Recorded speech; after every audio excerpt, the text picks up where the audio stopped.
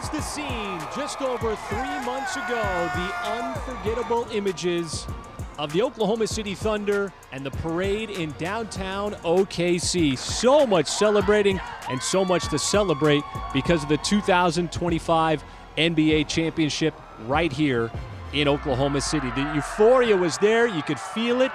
What a special day, not only for this city, but also for this organization, and certainly a day that nobody is ever going to forget with the Larry O'Brien Trophy, not only with the players, but with the fans, and culminating what was a special season in downtown OKC. But you always have to look ahead, and that's what we're doing here today, as once again we welcome you to Media Day 2025-2026. We are here inside Paycom Center. Per usual, this is where we always have things set up, and it is going to be quite the media extravaganza when all of these players who we get to see for the first time for the 2026 season will be stopping by. If you're familiar with us, it's going to be a very similar format to the previous seasons where we've had players coming through, saying hello, talking about the offseason and what they're looking forward to for the upcoming season. You see all the different multimedia stations. They're going to be taking a bunch of different pictures, stopping by,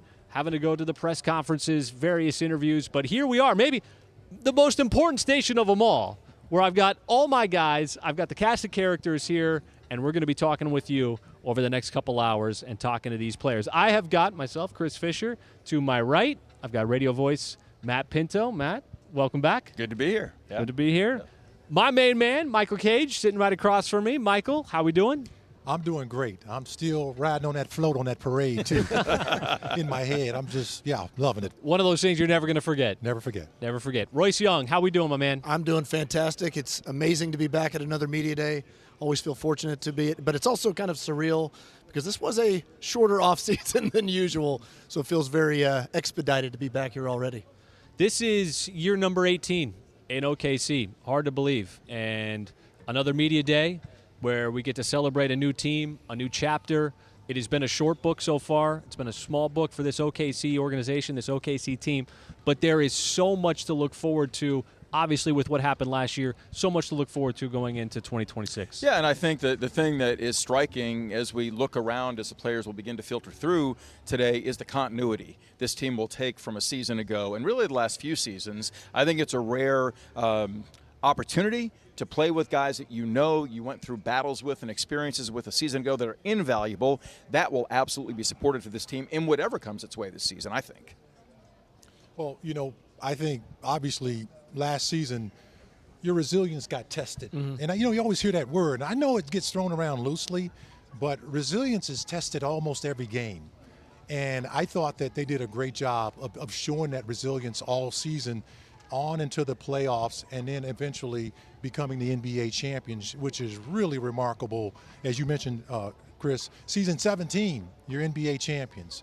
In season 79 of the NBA, that's pretty special within itself. And one thing I'd add on to what Pinto said is with the continuity element, this team's still very young too, which I think is it's kind of a paradox in the modern NBA to be this young and to be able to keep a team together in the way that they have. And so what I think that kind of leads to is, what's next for this group? What can they build on? What can they push forward to? What can they explore next? What can they experiment with? Different lineups, different combinations, different skill sets for these guys.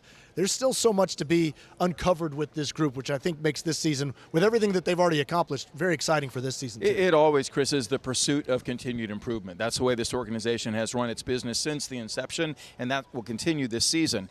But as I look back on 2 Game 7s in the playoffs, one in the Western semifinals against Denver, veteran-laden team, a team that had won a championship, and then the NBA Finals, that serves this team exponentially in ways that I think will show themselves during the course of this season. We have heard both Sam Presti, Mark Daigneault said you have to go through experiences together. And this team went through it all last year, which to your point, Matt, is going to help them tremendously going forward. But, Royce, you and I were talking before we came on the air, 14 out of 15 guys coming back from a season ago. You think about where the NBA is in 2026 or going into 2026, that's almost unheard of with all the movement, short contracts, guys on the move, trades, just the landscape of the NBA. That doesn't happen anymore. I think most teams would kind of classify themselves as having continuity, Chris, if they had half that. coming back Right. on their rosters. So, yeah, I think that is completely uncanny in the modern NBA. And again, I think it gives this team such an opportunity with also just the comfort level that they have with the continuity with the coaching staff. So many assistant coaches, obviously Coach Mark, that they have so much belief and confidence in what they can explore, different combinations, different lineups that they can throw out there. And there's just a understanding and a trust, I think, that with their teammates and with their coaches that they have that is unusual throughout the rest of the NBA.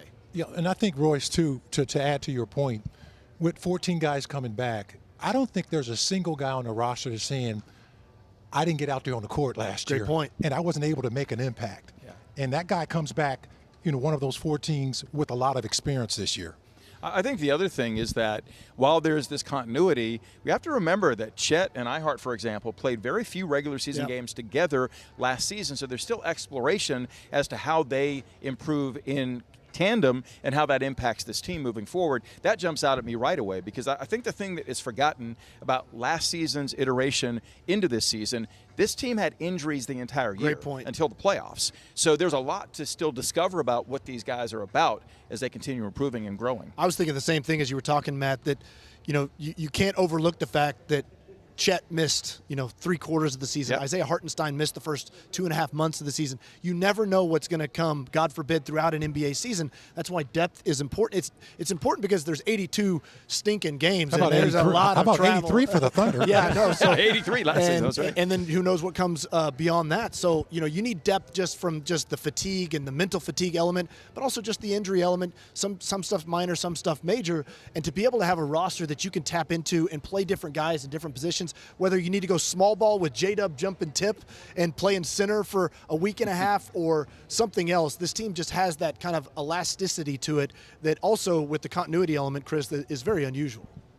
Don't forget Alex Caruso also missed a good chunk of last Good year point. as well. As we await our first player, we're going to send it to our first stop where Mark Daigneault is at the podium, I believe, and is having his preseason press conference.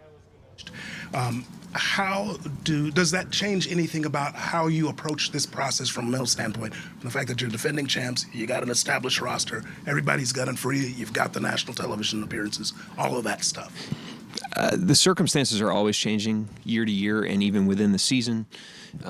The challenges are always changing year to year, and in the season, we try to have a very consistent and stable approach to that. And we try to have things that are pretty timeless and that can transcend circumstances, and we emphasize those in all circumstances. We rely on those in all circumstances, and in the face of every challenge, this year is no different. The unpredictable circumstances and challenges that will come up through the season, that's how we'll navigate them as we always have. Shai's a guy who just gets better every season. Obviously, we see what he does on the court, but can you kind of speak to just that behind-the-scenes work, the off-season grind that he goes through, and just how much, I guess, dedication he has to that part of his game? It's a better question for him because a lot of his work is in the invisible spaces. He doesn't, he just does the work, and a lot of it is unseen. But he is deeply committed to being the best player and leader and person that he can be, and he puts the work in behind that. And, improvement is a skill, and being able to improve kind of ahead of your improvement curve, so to speak, is a skill that he has displayed time and time again. And so he's got a great process, he's got great vision, and he puts the work behind that clearly. In terms of what that actually looks like, he's the only person that can really answer that accurately. Coach, obviously, J-Dub went through his off-season surgery with his wrists, and then, recently a lot of videos have been coming out of him, working out, with his left hand, obviously, and, getting back to that. What have those conversations been like recently, leading into his ramp-up, to return, and, Yeah, I think, a professional basketball player in the off-season, wakes up at the same time, does their PT, does their strength training, does their basketball work, once they get into the rhythm of the off-season, and sometimes does basketball work two times a day in his case. And the fact that he was rehabbing an injury didn't change his process in the offseason, which is impressive. It builds an unbelievable amount of fortitude and commitment and mental toughness to do that, even within the constraints. And he showed that ability. He's a professional basketball player, and even if it's in the face of a rehab, it doesn't change his off-season process. That was very impressive this year with him.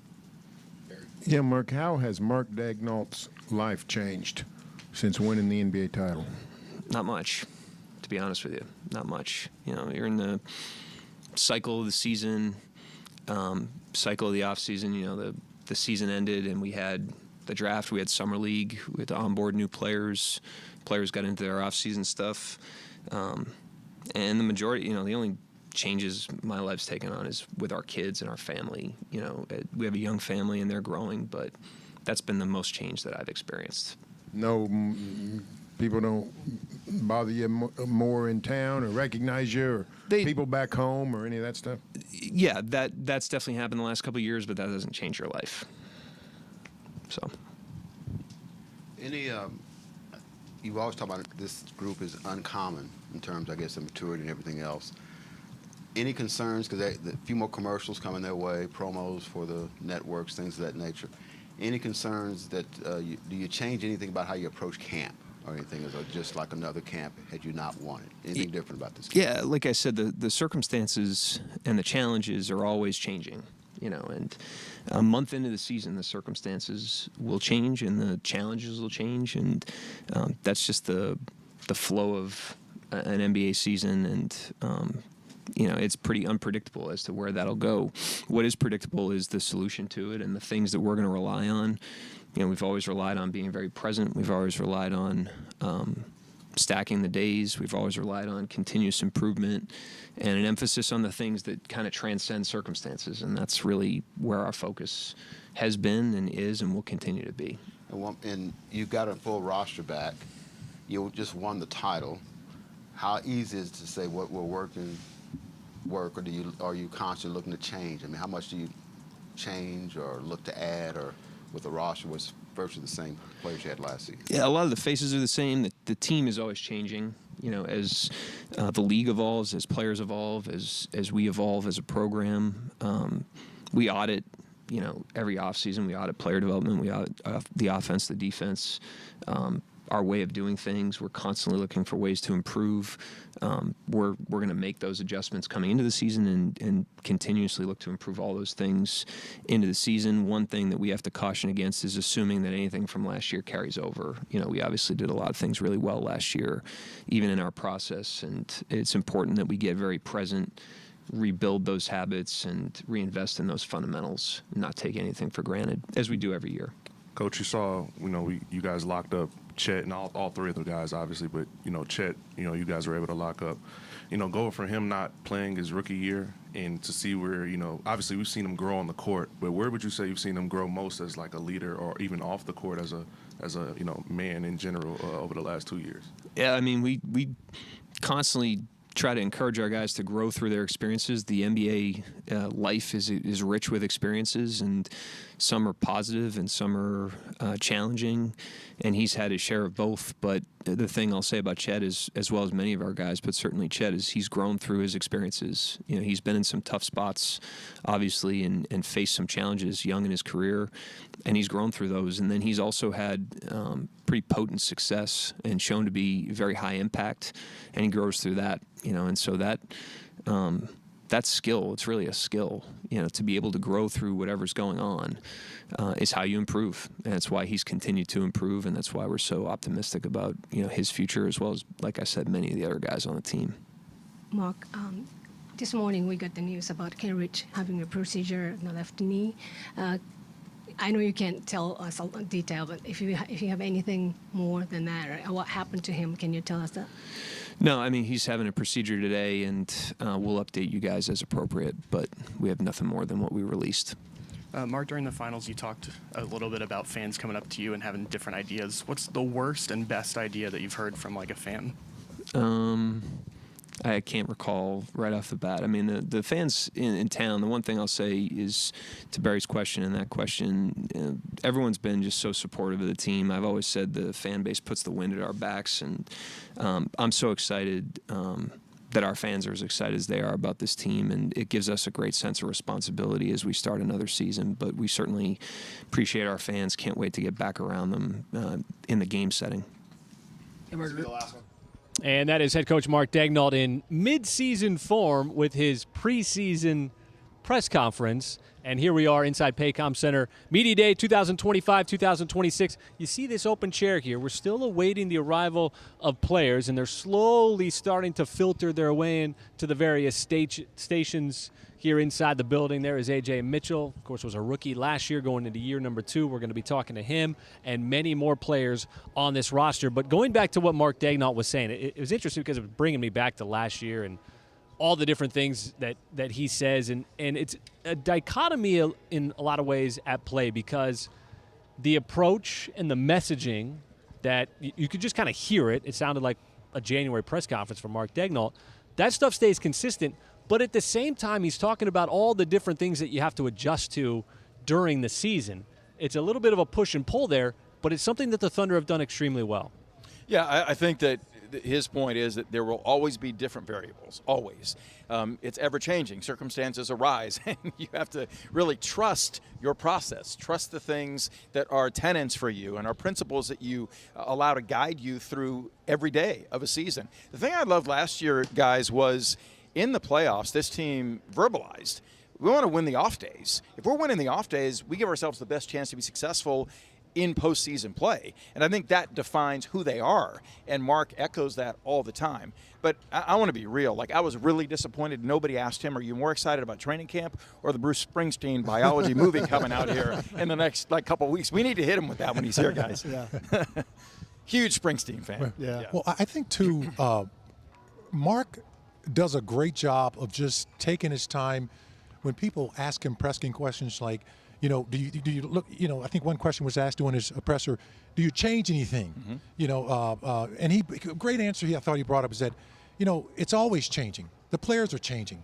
Yeah, we're the defending champions, but, 2-3 weeks into the season, you could lose a key personnel, like what happened last year, starting without not basically having a front line for the, first 15, 20 games of the season. In that you have to be able to make that adjustment. So really, I thought it was just a great answer to point out that that's what makes them so special, is their ability to adapt and overcome those type of situations. And one of the guys I was talking about, this guy right here, we always got that congenial smile, Mr. Jaylin Williams. We call him J. Will, folks. Yeah, what's up, y'all? Well, welcome, man. Good to see you again. Good to see y'all. You are going to set the mood for us, rightfully Okay. so. I mean, you set the mood inside the locker room a lot with your personality and everything that you do on a daily basis to keep this team uplifted. But it's just good to see you and good to see your smile. Did you take that smile off at any point over the course of the offseason? Not at all. I think it's hard not to smile after the year that we just had. Had a great summer, saw a lot of family. Spent a lot of time with family. Got to see my nieces, nephews, my cousins. Great summer. How is every day a good day for you? Like, tell me about what goes on inside for you that has you so motivated and excited to take the challenges of life and what you're dealing with as an NBA player. Yeah, it's very easy for me to be appreciative of what I have in life just because of where I've been and where I've came from. Every day that I'm able to walk in this arena or put on a Thunder jersey or even dribble a basketball is just a blessing to me. And with the things I'm able to do and I'm able to provide for my family and the house I'm able to live in and my dogs at home with the big, like whatever I have, I'm super blessed to have those things, and it's hard not to put a smile on when you have those. Jay, Will, you talk about enjoying your offseason, but you've also, I think, pretty clearly been working this offseason. You look like you're in great shape. Yeah. What went into that and, kind of get a little trimmer? Yeah. I wanted to lose some weight. I wanted to feel in better shape, move better. Of course, I've dealt with some injuries in the past at the beginning of the last 2 years, and I felt like me losing a little bit of weight might help me out, not dealing with those, knock on wood, of course. But I feel a lot better. I feel like I'm jumping better, moving better. I feel better as a whole. Jay, well, anything change training-wise for you this summer versus last summer? Anything? I mean, obviously, noticeably, you're a lot more physically fit. Not to say that you weren't last year, but I like that bigger Jay Will because you took out Jokic a couple of times. Who could do that in a game? Shut that guy down. So, anything change routine-wise for you this summer? Routine-wise, I would say a little bit. Really, it's just location. That first month and a half after season, I spent it in Arkansas. I worked out with some great people down there in Arkansas. Just being around family, being in a spot that you're comfortable with, I feel like it put me in a good mood throughout the rest of the summer, being able to maintain and flow that kind of work ethic I've had. And then I spent a lot of time in Irvine and worked out down there, and I've kind of just had a good routine throughout the whole summer and just been going at it, trying to lose weight, get in the best shape I can. With the short season, congratulations, NBA champions. Yes, sir. And congratulations on the contract extension, too. Yes, sir, thank you. Were you able to take some time off to get off the court, let your body come down from, that extended season that went well into the spring or early summer? Yeah, for sure. I took some time off for sure. I only went on one vacation, but that like first couple weeks of me starting back working out, it was like I was barely moving. If you went in there and saw me working out, I was just shooting shots. I think I would stand in the same spot and probably shoot however many shots in a row. So, of course, I was getting work in, but it wasn't like nothing super taxing to the body. That's okay. That's an intense workout for Mike these days. Yeah. Very. Hey, Jay, Will, so for you, there are very specific components that players moving through their career identify going into an off season that they really want to hone so they come back a more complete player, a more expansive player. What would you identify for you entering this season? Yeah, I talked to Mark, like, I don't know, 2-3 seasons ago, whenever it was, and he said the thing that he thinks that players do the best is not always strengthening their weaknesses, but strengthening their strengths. And for me, this offseason was just trying to expand on those things. And what I've kind of been known for is being able to shoot that three. And I want to become, I really focus on trying to become a better shooter, being able to make tougher shots, being able to be better off the dribble, be a better passer, be a better defender, move better, be more athletic. Just those things that's kind of been my strengths. I've just kind of wanted to get better at those things. Sounds like there could be some booms loading up here. Yeah. Come I hope so. October. Jay, Will, always great to see you. Yes, sir. Always great Appreciate talking y'all. with you. Thanks Stay for healthy stopping throughout Yo, training good seeing camp. y'all Welcome again. back. Yes, sir. All right, Jay, Will. My Yeah. man. Appreciate Sit y'all. on the chair, it'd be great. Yeah. Thank you. Well, that's the perfect way to set the mood here for Media Day 2025, 2026. And it just keeps getting better. AJ, welcome back, man. AJ Mitchell, year number 2. Hey, AJ. Good to see AJ. How you? You got off to such a strong start, forced your way onto the floor last year. Then you face a little bit of adversity. You get hurt. You come back in time for a late push, late run into the playoffs. With that experience going into year number 2 now, how do you put that in perspective, and what's the mind frame? Really excited about year 2. I think for me, obviously, the injury was tough, but I looked at it as a great setback for me, being able to get my body right and then learn from the NBA, learn from my teammates, watch film, and just get better every day. So I think it really helped me, and I'm really excited getting into this year. You kind of belie your age. I mean, in terms of how you carry yourself on the court, I think that struck fans, it struck your teammates, it struck the coaching staff, and it earned you like doors opened as a result of that. I'm curious, going from season 1 to 2, having the summer league experiences you had with this group, where is the leadership in you? Where will it show itself this season? Do you feel a sense of that when you're out there organizing things? For sure. I mean, I think it was a big emphasis for me, becoming more of a leader. Obviously, getting into year 2, being more vocal and leading by example. But I think it's really important for me to do that and help the team in any way I can. So I'm really excited to do that. AJ, you're one of the few players to ever win an NBA championship in their first season in the history of the game. How does that change your focus coming back this year as opposed to last year when you were a rookie?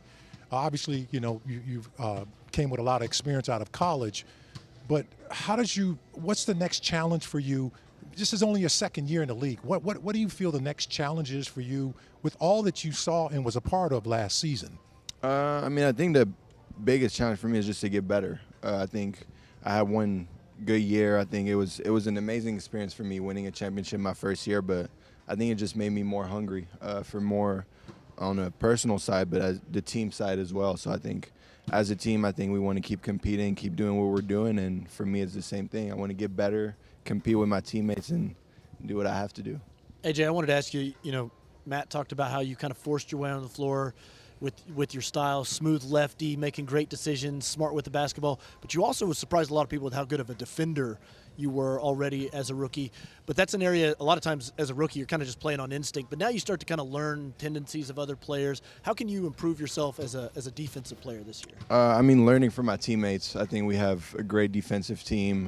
When I look at Alex, AC, Lou, J-Dub, we have like great defenders, Cason, and I think I got to learn from those guys and learn how they do it too. I think it was a great first year of like learning how to play defense in the NBA, and I think I just got to build on that, learn from them, and on my end get better.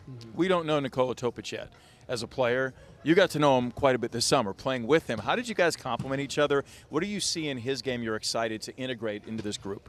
Oh yeah, I mean it was really fun playing with him for the first time in summer league. Obviously we played a little bit before that, but I think he's a great player, high IQ guy, knows how to run a team, and I'm really excited to play with him. It was fun in summer league seeing how he could help the team, how I could help the team, and me being able to be off the ball, him on the ball, and vice versa. So it was a great experience for both of us.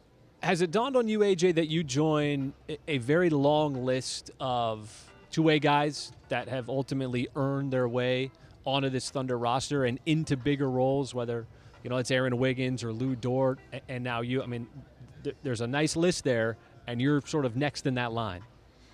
Yeah, for sure. I mean, I talked a little bit about it with Aaron Wiggins. We talked about it when I first got there, and he told me, yeah, that's the path I took, and he just told me, put your head down, work hard, be aggressive, and just enjoy it. And I think that was one of the best advice I got, just going out on the floor and having fun and then learning from everything. So for me, it was a great experience, and it's a great list to be part of, so I'm really happy about that. Did you happen to go back to Isla Vista at all this summer? I did. You did? Okay, good. Yep. That makes me happy. And when you went back to Isla Vista, what did you do there? Because that place is a little slice of paradise that people might not know about. It is. The first thing I did was work out. That was the main thing. I thought you were going to say you go to Freebirds or something and get a burrito. I did get a burrito. You went to Freebirds? Okay, fantastic. I went to Freebirds, hit a couple of spots, but yeah, it was great going back. It's like a second home for me. So always being able to go there, work out, and then enjoy the beach. That was also one of the main things I did there, but the main focus was working out, getting ready for the season, but it's always fun going back there. Yeah, you'll have a lot of continuity last season to this for this group in general. How do you see that serving you guys? And when you look at the competitiveness that you bring to the court individually and collectively, how does that factor into how good you became last season and how good this team became moving forward to improve? Yeah, I mean, I think competition is really important within the team, and obviously when we're competing against other teams. I think within the team it helps us get better, and I think that was one of the main things when I got here was like everybody's competing no matter what. So it was really important for me to follow that lead and do the same thing from day one, and I think it helped us get better as a team. I think throughout the whole year we saw improvements in everything, and I think that's because we're competing every day and we're trying to get better. Well, AJ, we are very much looking forward to seeing what you have in store here for year number 2. Yes, sir. After a very solid year number 1. Yeah, appreciate you guys. Thank you. Thanks for stopping by. Yeah. Good luck going into training camp. Yep. Thanks. Just sit down and see. And it was really fun to watch him earn his way onto the floor, get more playing time, do the right things, play the right way, play defense, like you said, Royce. Good decisions. You just had to put him on the floor because every time that Mark Daigneault put him in the game, he was doing something good. Yeah, it was pretty obvious, I feel like, Chris, almost from the first time he stepped on the floor, that this guy kind of has that it factor. You just get that floor general vibe from him, takes care of the ball, good decisions, smooth left-handed player. But then I think what surprised some people was some of those intangible things where really good defensive player, his length, great anticipation skills, but also just a smart, savvy offensive player, the way he was able to get to the basket. I think his length, again, I think that's something that was really effective for him as a rookie, and it'll be interesting to watch AJ kind of explore the ways that he can really tap into that this season. I want to ask you, I've been in this for 34 years, blessed as a broadcaster in the NBA. I've never seen a player improve as substantially as he did defensively as quickly. Not just his help side, which grew, but his on-ball, like his tenacity, his willingness to physically bring like an aggressive assertiveness, and it translated on the scoreboard every time he was on the floor. Have you seen a guy like pick up that pace as quickly as a rookie? Not that fast. And I played with some pretty good rookies, Gary Payton, Allen Iverson, if you want to Google those guys. Yeah. I'm I'm talking sure you have to Google those guys. Come on. I was just talking to In about Fisher. 10 years, maybe. Maybe in about 10 years. That Getting him on his generation's prep not gonna go games, that by. what you're telling Okay, me? so you know what I'm talking about. I think it comes down to confidence. Man, I thought, Royce, you brought up a great question to him, talking about, forcing your way into, relatively, like, you got to, when you get out there, I always say it on the air, you're not guaranteed minutes. And you might get 3 minutes or you might get 6 minutes all night, and you got to show up and you got to make things happen. And that's not an easy thing to do, especially for rookies that understand that. And they've talked, Chris, about humility and discipline being incredibly important moving forward. He just exemplifies that. Oh, yeah. Like, as he communicates. I thought Mike was going to say, number one, he's left-handed, and number two, he stayed in college for more than 1 year. He sure Two did. things that are in common with our guy. The experience, it's terrific. Yeah. And I think that when you get guys like him that end up staying as long as they did, I think a lot of times they just show that they're ready. And it's not that the guys who play 1 year or 2 years are not ready.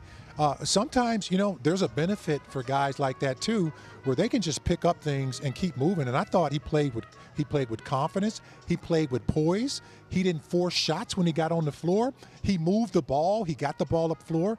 And more importantly, I think with Mark Daigneault's, coaching, he loves guys that play defense. And that's one of the things you brought up that he really picked up. Yeah, we'll need to figure out. But is he the first Belgian-born player to win an NBA title? I would assume so. Yeah, he might be. You bring up a great point. I think that is a real key element of AJ, is that he doesn't try to do too much, and I think that his secret sauce is his maturity. And you guys are touching on it with him being in college more than one season. But when he stepped on the floor, Mike, it wasn't like he came in. So many young players, I think, want to be like, here's what I'm good at. And I can show you my talent, my athleticism, and I can show you how I can make an impact. That was me my freshman, my rookie year, and I got put on the bench too. Yeah. Because I took bad shots. Marcus Johnson wasn't having it. Yeah, he wasn't having it. I took Michael three-point taking shoes. threes.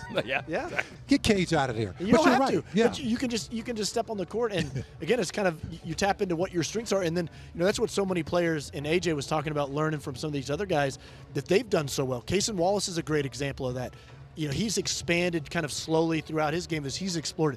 When he stepped on the floor as a rookie, it was, I'm playing great defense and I'm knocking down open threes when I get my opportunity. And so many other different players. Aaron Wiggins is another great example of a guy that has really mastered the system, but then been able to kind of expand and grow outside of that. So that's what the really smart players do in terms of their developmental path. Could we say that about Luguentz Dort as well? Yeah, another one. Another guy who started out, And, he's kind of an interesting element to that. And, Sam Presti talked about this the other day, Mike, is that he almost kind of inverted that to some degree with the team, is that he really kind of went above and beyond, really taking a lot of shots, really aggressive offensively. And then he's been able to kind of zone in and wind down his game to really fit the team in a different way. And so his developmental path has been similar but a little bit inverted to that, which I think is really interesting. You know what's unusual about him too, Royce, is that as a collegian, he was like all about attacking the basket off the dribble. Here, he settled into a spot-up three-point shooting role offensively, so he wasn't actively involved in playmaking or taking the ball to the rim. Now that he's evolving that way in his own experience as an NBA player, we're looking at it like this is new for him. It's not. Yeah. Like it's something he was accustomed to growing up in basketball. And I think you guys brought up a good point. I'm not sure if it was you, Fish, about the two-way contract situation. The Thunder have had very good success with two-way players, and one of them was Luguentz Dort. Yes. Who started out as a two-way. Undrafted also. Undrafted also, just to add to how difficult it is, many times for players that don't get drafted and get a two-way contract, but they take full advantage of it. AJ has done that. Wig has done that. Luguentz Dort. I mean, it's real. And now Brandon Carlson, who we'll hopefully speak to a little bit later in the show. If you're a young player trying to work your way into the NBA or earn your way into the NBA, or you're an agent for a young player, is there a better organization to potentially get hooked up with than OKC with the consistent track record of allowing these guys to earn their way on the floor? potentially getting a bigger contract, potentially getting bigger roles? And I think that with that, Chris, from an agent's perspective, you can't really sell a player that doesn't possess the qualities and characteristics the Thunder are looking for. And those begin with humility and a work ethic and a willingness to understand it's about the team. It's not about your own agendas, and agendas have not infiltrated what's gone on with this group and won't moving forward because of the things we're talking about right now. And I think it's important that the Thunder can amplify those things within a role. Again, I go back to AJ is a great example of this, is that, you know, a player, because it's one thing, Matt, that I think you can tell a guy that, and then he comes in and it's like, well, I'm not getting to play very much, or I'm not getting very many shots, I'm not getting to show what I can do. But the Thunder will still continue to play you if you're doing the right things. And they value a lot of the things that may not show up in a box score that, you know, smart people in the NBA can look and understand that you're impacting winning. Speaking of. Yeah. All right. Hey. What's going on, good guys? Good to see you, man. Yeah, good to see you. Yes, Awesome. sir. Well, here we go. Another year going into training camp. How does it feel coming off of last season and just your overall experience? Experience has been great. I think the most exciting thing is coming back to this season and having an opportunity, you know, to try to do it again. That's all we can ask for, right? Hit the ground running, day by day, possession by possession.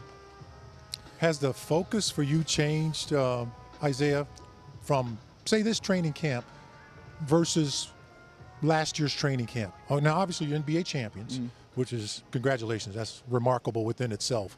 We could never say enough about that, but does it change your mindset from a season ago, or is it still the same, or you rev it up, or you back? What's the focus coming into camp for you? I think we just rev up and build on what we had last season. Obviously, it's a clean slate, but the mentality that we had going into the previous season is kind of what, you know, gave us an edge. And so being able to take that and build and grow and understand that we still got to have that 0-0 mindset, but have that connectivity that we had all season. We were really like a beehive, you know. We all clicked at the same time, and we got. I might steal that on the air. Yeah, that's good. That's really good. Y'all didn't hear that. Like a beehive.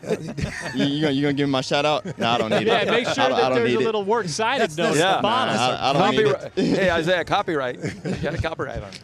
No, but I think it's really neat that, you know, a veteran player like yourself came in the way you did and made the most of it and became a viable contributor to the team for the last couple of seasons leading up to last year. You know, is there anything that you feel is a challenge for you this year once the season gets underway personally out there on the floor that, you know, you think that I want to do this? Because I've seen you play defense. I've seen you shoot some amazing nights shooting. I don't know what I can say. That's why I'm asking you that, because you play defense, you know, you rebound when you need to. You're a terrific shooter. You can play fast. You can play within a half court. What's anything else that pops out? The challenge is being able to do that, but turn it up even more, you know. More rebounds, more steals, being more active, building on IQ, also being the tremendous shooter that, you know, the team needs me to be. Just continue to work and build on things like that.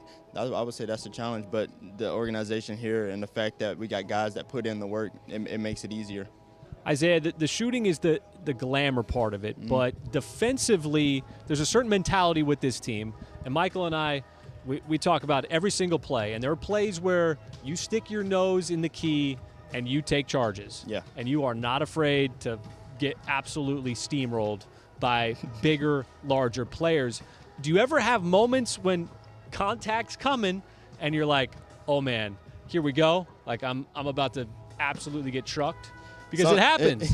It definitely happens. I mean, but it's part of, you know, playing winning basketball. We got guys across the board that are tremendous offenders and do whatever it takes to win games. And so me being a charge taker, that's something that I've always been. I definitely have those moments where somebody of, you know, great size maybe coming at me. I'm like, all right, here we go. But let me come out alive. Yeah, but I want to win, and if that means putting my body on the line and sacrificing myself to, you know, get an extra possession back, then so be it. That's what we have to do. I want to follow up on that. What makes you a fan favorite? Because every time you step on the floor, there's electricity that ignites in the building.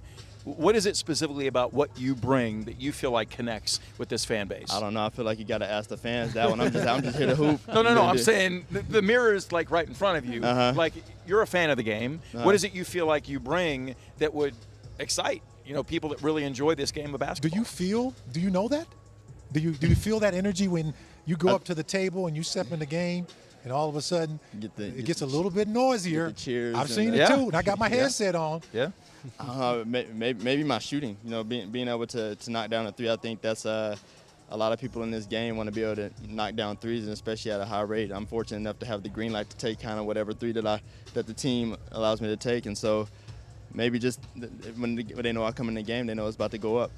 I think, Royce, before you ask him your question, I think it's his left-handed dunks. Have something to do with that. See, just a sense. They just come they're so rare. Fluid. Yeah, but when they strike, man. Like one good jump a month. To me, can't waste it. It's been interesting, Joe, that the right hand's for threes and then the left hand's for the twos. See, when I was younger, I realized that I jump higher and farther off my right leg. It adds like a spice to it. The one thing I was going to ask you is, as you've kind of evolved as a shooter, one of the things I think that earlier in your career you could maybe find a little space easier on the court.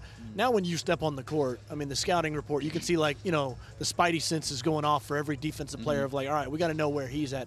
How has that become a challenge for you to find threes to get off still, because the entire defense is scheming to not let you take them? Yeah, I think it's fun. Yeah. I think it's fun, the fact that whenever I step on the floor, they have an alert out for me. It forces me to find new ways to get shots off and continue to work on my game. Not being a stagnant player out there, it involves me to think, and as an ultimate competitor, that's all I want. I want to just continue to get better any way possible, and when teams guard me in specific manners, then it forces me to really think the game and get better. Yeah, Isaiah. Sorry, Joe. Thanks, man. Thanks for being on. Can you get that guy right there? That guy right there, Lou Dort. Can you call him over? Lou. They're not booing. Guys. It's Lou. Lou. Going. Sweet Lou. Yes, sir. Thank All you. right, see you, buddy. All right, Zay. Thanks. Thank you. Thanks, my man. I'm going to pass this over to you, brother. Yes, sir. Sweet Lou, welcome back, my man. How y'all doing? Yeah, we're doing good. Probably not as good as you. Right. We're doing okay, but probably not as good as you. All right. How are you doing? I'm doing good. Can't complain. Healthy. Ready to go again. Lou, we had AJ's on a two-way contract. Mm-hmm. We haven't had Carlson on. He's on a two-way contract. Wig was on one. He made the most of it. You were on one. You really made the most of it. Mm-hmm. Any advice you could give to guys who enter their careers that way and were able to be as successful as you have been? Yeah, I would say to be patient. Honestly, they're in that position for a reason. The team is still believing in them, and they gave him a chance. So to just take every opportunity they get to get better and to learn. And whenever they get a shot and a chance, they got to take full advantage of it. And then that's what I did. My first year, obviously I had a lot of good vets that helped me out, and I asked a lot of questions when I was in that position. But it worked out for me. I'll never forget, Lou, Billy Donovan, after observing you a couple of days in camp, made the statement, he's an elite defender. Mm-hmm. Billy's not prone to that sort of hyperbole. Mm-hmm. But I'm curious, and this is a question that I'm sure everybody has about what you bring, is the disposition that has you bring the ferocity you bring every possession defensively. Where does that come from, and how has it evolved as a player? I would say that on the floor was my way to showcase myself, to show that I belong in this league. And my first training camp, I was focused on that, and I'm glad Billy made that comment. But now it's just learning the other guys, the guys that I'm going against, and being a little more smarter down on the floor, and then just knowing the game well and better. So that's how I'm getting better on that on the floor now. Lou, one thing I wanted to ask you, Sam was talking the other day about, people are going to remember a lot of the iconic moments that you produced in this postseason run, some of the big shots, some of the great hustle plays. But one of the things that I think people can't overlook is you were making those same sort of plays December 4th against the Sacramento Kings back in 2022. Mm-hmm. And, how much of that was, do you kind of reflect back to think that, those types of moments were so foundational for not just you, but the entire team to kind of build into what we saw this last postseason? Yeah, honestly, those moments that happened before was just me building a muscle, and that's just the way I approach the game anytime and in any game, honestly. Good thing that I got recognized for those type of plays in the playoff, but it's the same stuff that I was doing during the season and then the seasons before that. And that's just how I approach the game, and then that's how it always be for me. Speaking of getting recognized, you're a great all-around player. You've been one of the best defensive players in the NBA for the last couple of years. You finally got recognized for that. First team, man. Right. Finally. Come on, man. Nice. That had to feel good a little bit to finally be sort of recognized as the player that you are. For sure, yeah. It felt good, and then it happened at the right moment as well. It was the great one we was having. I got recognized for what I'm doing well on the court. Shai got recognized for what he's doing. A couple other guys, Dub and all that, which is it was big. So I'm happy it finally happened. But like I said, it's just how I approach the game, and if it happens again, I'll be happy. Your head coach has said, Mark Daigneault has said, if players were voting, like this is a shoo-in. Right. The guys like unanimous. What do you hear from guys you're guarding about your competitive fire and what you bring and the relentlessness of it? Yeah. A lot of guys be saying it, which is nice, but sometimes I just feel it, honestly, just knowing I'm playing a couple guys multiple times during the season, and then, they just know that every time I go against them, I mean, it's hard, and it's not just me, it's the whole team as well, but it's always better to get recognized by my peers, and I like that. Hey, Lou, thanks for being with us, and have a great training camp. Thank you. And get that other good defensive player over there to come over here, too. Cason Wallace. Tell him he can come over two here. times. Here it comes. Thanks, Lou. One lockdown guard to Welcome. Another lockdown Good to guard. see you. I wouldn't want to have to go up against either one of you one time, let alone over the course of a season, over the course of a playoff series. Cason Wallace, welcome back. Appreciate y'all for having me. How y'all doing? Great. Second year, you win an NBA title. You're a major contributor.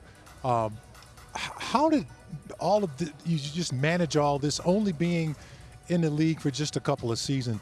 How were you able to just stay focused as you did all season? Now, you had a terrific rookie year as well, but the run that you were on at times last year was amazing. You came in, we needed defense, you gave us defense. You needed three-point shooting. You had some daggers sometimes. You came up with big steals. How does that factor into your preparation for training camp in your third season? Honestly, I got to give my teammates some credit because they're the ones that kind of showed me the ropes in a way. I'm seeing Lou every day in practice. He's guarding with intensity. I'm seeing Shai go through every workout, and he's giving it his all. So it kind of made it easy for me to come in and just adapt to that environment, and just not come in and slack. The guys that were already here, they had that mindset to where we're going after something this year. So it kind of made it easy for me. Okay, so something we saw from you a lot last year was in the open court, kind of hitting the afterburners, speed boost to the rim. I'm curious, have you run a 40 before? What's your 40 time? Nah, I haven't run a 40 in a long time. But, yeah, I'm trying to get to that rim. I can't believe that, growing up in Texas, that they weren't, trying to get you in the backfield more than they were in the backcourt, True. Nah, I played football up until my freshman year in high school. But, yeah, I was a good athlete. There's so many extraordinary moments in your run to a championship as a team, but one of the more defining ones to me was your dunk on Jokic in Game 7 of the Denver series, because it just showed that we're not being denied this opportunity. What went through your mind on that play? Was that just fluid and natural, or did you have the idea of, I want to make a statement on the part of my team right now? It was just natural. I got the ball where I had a running start to the rim, and I was, like you said, I wasn't going to be denied. So, I've done it earlier in the season, so I've seen the opportunity to go dunk it. What happened after, or what happened, that that wasn't really on my mind. I was just going to go put the ball in the rim. Where do you feel like you need to improve individually in order to continue the growth for the team and for you personally entering this season? I'd say be stronger offensively. That's something that I was working on this summer, so just making sure that I'm able to make winning plays on the offensive end as well. It seemed like over the course of last year, and you're not just a defensive player, your offensive responsibility increased. And you had more responsibility handling the basketball and being in different situations, different roles. Do you expect that to expand again going into year number 3? You know, I haven't talked to Coach about that. So, I mean, wherever he see fit, you know, I'm down to do it. So, you know, obviously I'm not shying away from the moment. You know, I've been in the situation. I'm getting better in the situation. I have a lot more years to my career. So, whatever the team needs to win is what I'll be doing. What is one defensive tip on a team full of good defenders, but Lou obviously being next level, is there anything that he's given you that you've really put into your toolkit that's been like, man, this actually works? This is important. I'm glad he told me that. Yes, definitely. The way he navigates ball screens, I think he's the best in the league at that. And he was just giving me tips on, you know, how to dodge the screen, which was very helpful. Well, we look forward to your defense and your overall game and just what you have in store for year number 3. And congratulations on winning the title last year. And good luck going into this year. Thank you. I appreciate Thanks, it. Cason. Thanks, Cason. Thanks, Cason. All right, fellas. Have a good training camp. Yes, sir. You can just sit in the chair right there. Thank you. Thank you, Cason. Good luck, my man. Appreciate it. Come on, Sorber. I'm good. How you doing? Doing good. Sit down, first time. Sir. Welcome to training camp number 1. One of many. Yeah, facts. Good, good. How you feeling? I feel good. Yeah? Yeah. Okay. I feel like I'm getting to know the guys a lot more as the days come, so. Have you been able to spend any time around any of the guys collectively? Not fully yet, not as a group, but some of the guys, you know, I talk to like outside of basketball, you know, play the game with some of them as well. So this is 1 year out of Georgetown. You're here with the NBA champions. How about that? How does that make you feel? With these guys, Shai, J-Dub, Chet. I mean, you've been watching them, and then all of a sudden you hear, with the team. How does that resonate with you? It's honestly like just a blessing to me. Like those guys, like personally to me, those guys are like one of the coolest guys I think I ever met, and like they were so welcoming. Like when I came, and it was just easy like fit in with them. Just to see like what they talk about in their daily life. So.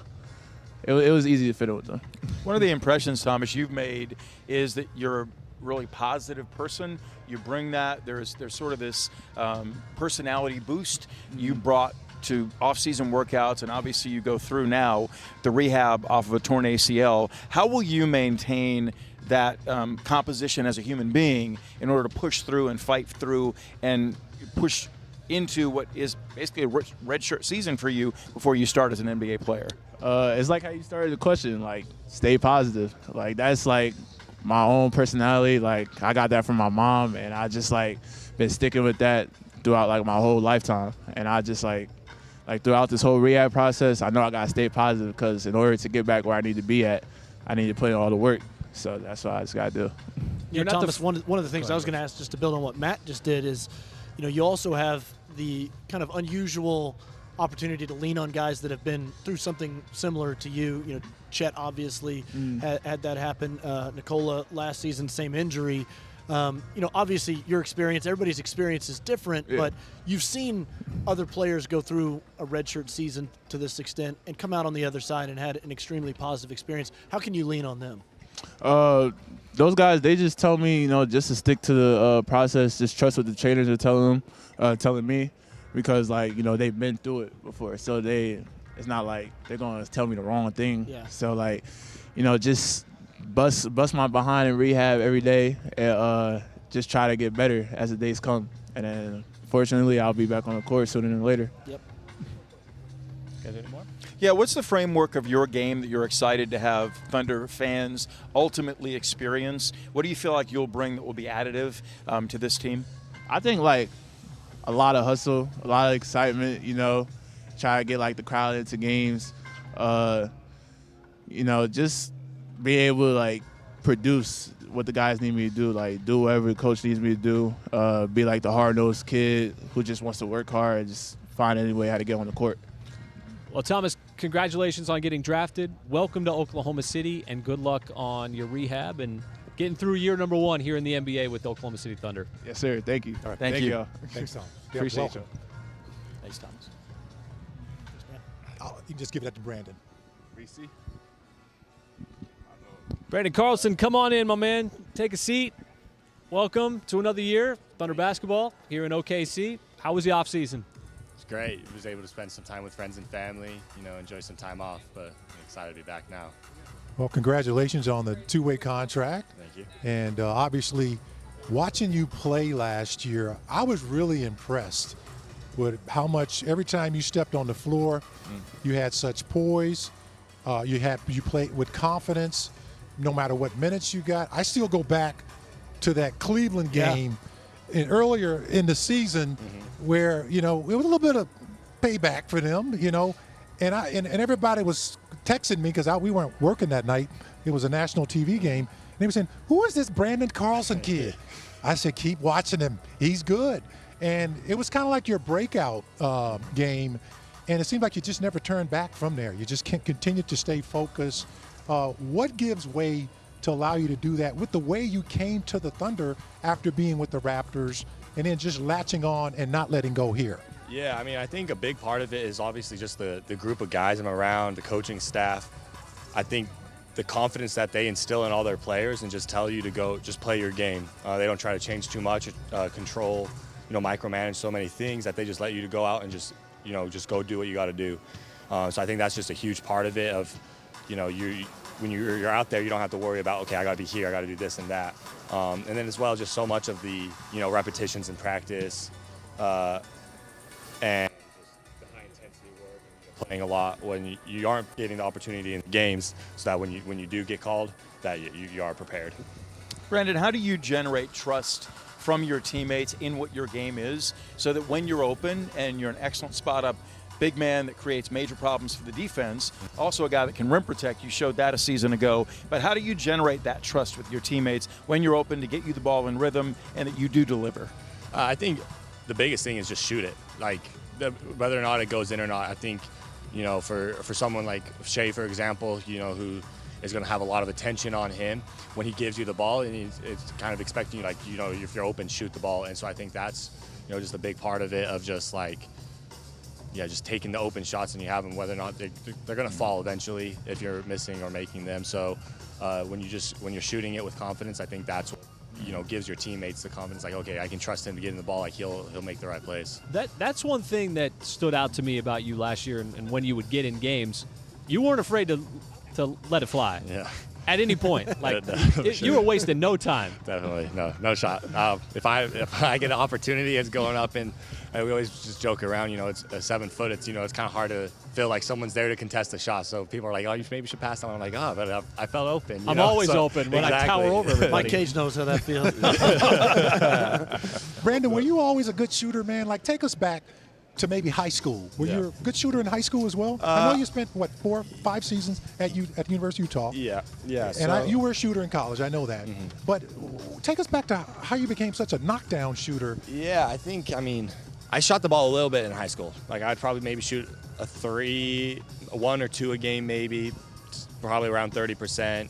And then in college, it was same thing. My freshman and sophomore year, I shot maybe a total of 23s from those 2 years together, and then it was my junior years when I really started okay, let's get more, and we had a coaching staff change and everything, and when our Craig Smith, when he came in, he was had a lot of confidence in me, we want you to start shooting some of these more. And so I think that's really where it started for me. It's I got to focus more on this part of my game now, and we talked a lot about how the NBA has, kind of developing stretch bigs, and that just only can add so much to your game, being able to do that. So I think that's really when it became a huge focus. What about the element of shot blocking? Has that always been a big part of your game too? Yeah, I think that's always been. I think that's underrated. See, a lot of people don't know that. Chris Fisher didn't know that. No. I'm just saying. but I've noticed. Mike's not blocking my shot. I know that. You're a good shot blocker, though. Oh, has that always been a part of your game too? Yeah, I think being 7 foot makes it always a little bit easier to be a good shot blocker. So, but that's definitely been a part of it, and something I've always prided myself in since high school. Definitely just being able to protect the rim, protect the paint, and so that's one of the skills I know that's going to help keep me in hopefully in the league for a long time. One last hard-hitting question: you trimmed your lettuce. Yeah. How come? What's up with that? I already man? have regrets. I'll tell you that. I know. I already like, have man, regrets. that thing was Good news. flowing It'll last grow year. back. Yeah, that's the thing. It's going to grow back, and so you probably won't see a haircut all season long. Fantastic. Maybe a little trim up, keep it neat. But yeah, I'm already regretting missing. I'm missing the locks. Let it flow. Let it come right back. Headband's going to be there again. So all. Hey, that Brandon, good you're stuff. more dynamic right now. Exactly. I Look at probably it that added way, an yeah. inch or two to the vertical. Yeah, so there you go. Perfect. Well, thanks for being with us. Good to have you back for a second season. Have a great camp, too, as well. Thank you, guys. Appreciate it. Thank you, Brandon. Good luck, my man. Can you hand that to iHeart for us, please? Tell them to step into our office. Hey, brother. How Here you we doing, go. man? Good to see you. How y'all been? Isaiah Hartenstein, good to see you, my man. What an offseason for you. What? I mean, you had a baby boy, a child. Yeah. You got to celebrate with you. You get an Yeah. offseason, NBA champion. I mean, it doesn't get any better. Yeah, no, it was great. I mean, first of all, I think just doing it for the city, I think that was something that was even more special to me. I mean, even in this short time, I've been so ingrained in the city. So it's doing it for the city, seeing at the parade, seeing how everyone was excited, how the joy in everyone's face. I think that was probably the number one for my whole summer for sure. And I want to hear from you about your connectivity to this community and your 1 year in as an Oklahoma City Thunder player. Can you talk about that? Because it's real. Yeah. The community feels it. You're out dedicating courts left and right, and you're very present here. How important is that to you? Really important. I think Sam, when I first got here, he took me to the memorial. So it's kind of going through that, seeing what the city's been through, and then also how the city came together. I always wanted to give back, but that kind of pushed me to really find real things to really make an impact and kind of what everyone says, keep that Oklahoma standard and kind of do it on a day-to-day basis.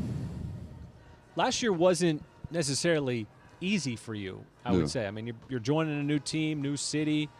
You go through training camp, then you get hurt. Yeah. And then Chet gets hurt, and you're trying to come together as a team and do all these different things. When you played extremely well, but how were you able to kind of get through some of those bumps in the road and ultimately have the season that you had? And how do you carry that over into this year? Yeah, I think for me it was just figuring out what I could control. I think that's the biggest thing in life. I think there's events are going to happen, but it's really how you approach each event. I think each person will see an event a different way because how they feel about an event. And so I just kind of went into it figuring out what I can control, and that was just working, getting back, being around my teammates. And so when I came back, it was easy. I mean, it was never easy, but it was fluid when I came back. You played more with Chet in the playoffs than the regular season. And I noticed off of winning the championship, spent a lot of time working out with him in the offseason. Yeah. Can you take us through that? What was that about? What did you learn about each other? How will that benefit this team this season? Again, I think even before we went in the playoffs, we only played 20 games together or something like that. So we knew we had to keep working on it. And I think when we really get it down, it could be something really lethal for us. But again, I think Mark does a good job of putting us in different positions, and we trust Mark that he's going to put the best lineups out there. But in the summer, we were both in LA, and we just wanted to get as much work together as possible. And Isaiah, I wanted to ask you, I find it kind of unique for you that, you're a huge free agent signing, biggest free agent signing this organization's ever had. And you come in, I think a lot of players would expect to be like, that's my role. I'm the starter all season long. And then you let your role kind of flex, came off the bench at different times. Coach Mark called you the man just for that team mindset that you have. Where does that come from that you just kind of there's just kind of a mindset to be like, I'll do whatever they need me to do, whatever role you need me to play. And I think that obviously sets a pretty great standard for this entire team. I think if you want to win, you have to sacrifice. And then next year is going to be the same. Everyone's going to have to sacrifice from top to bottom. And so if you want to be a part of a winning culture, you want to be winning on a consistent basis, that's what you have to do. If you want everything just to kind of go your way, you can go to a different team that's maybe not winning as much, and I can probably play 35 minutes a game, do whatever I want. But here, if you want to win, if you want to get back to where we were last year, everyone has to sacrifice. All right, iHeart, thank you very much. I'm getting word you have to go to a team photo. Oh, okay. So we got to let you out of the living room here, but always good to talk to you. Good to see you, Isaiah. Great to see you. Appreciate it. And what was a very successful year one for Isaiah Hartenstein. Really looking forward to what he has in store in year number 2. But it was just fascinating last year in seeing how he gets hurt, Chet's playing. Chet gets hurt, he ultimately comes back. And to your point, Matt, they didn't play a whole lot in the regular season. They tried to because Chet was able to come back in, March of last year? Yeah. Oh, so much for team photo. I was Mark. ready to just keep going Yeah, there. how you doing? But this will be much more interesting. How you doing, How you Mark? doing, Coach? Good. Coach Mark? Yes. How we doing, guys? Great. We're doing So, great, and we don't know what to ask you because I got a question, Michael, So, really okay, quick. you This got is really something? important. Pinto has Okay. been dying to get this off since we sat down. What are you more excited about, this season or what's coming up at the movies with your guy Springsteen? Well, the Springsteen movie's the 24th. The season's the 21st. So we only have a game or two to get through before Deliver Me From Nowhere. Out in theaters on October 24th. So you'll be undistracted is what you're telling us. I'll be ready to rock for the movie. Okay. It's getting good reviews. They're saying Yeah, it's very yeah. authentic biopic, and Springsteen was a part of it. So I'm Seen excited. that. Mark, we were listening to your press conference before you got over here to us.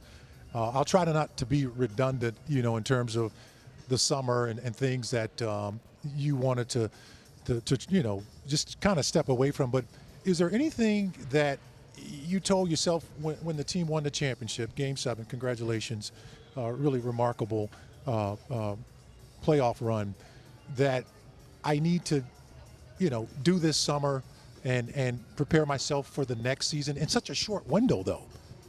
Yeah, a lot of it is just getting back present, and winning it is a great experience. It's a great experience for the fans. It's a great experience for the organization, and it's a great experience for the guys. And we want everybody to enjoy that experience. I mean, a lot of work goes into that over a long period of time, and so that's a necessary part of the process. But at a certain point, the next season's coming around, and all 30 teams have thought about how to get better. And we need to be in that mindset. We need to think about how to improve individually. We have to think about how to improve collectively and get back to the bottom of the mountain looking up right now as we head into training camp. Mark, I wanted to ask you, I think with so many players back, the continuity element, and obviously with the outcome of last season, I think a lot of people think just do what you did last year all over again. You've got the same players, you know these guys, you know what to do. Obviously that's not the mindset that the Thunder take. But what is that kind of balance of we know what works, we know what we want to do, but we also know what's in our DNA, which is to evolve and experiment and develop players?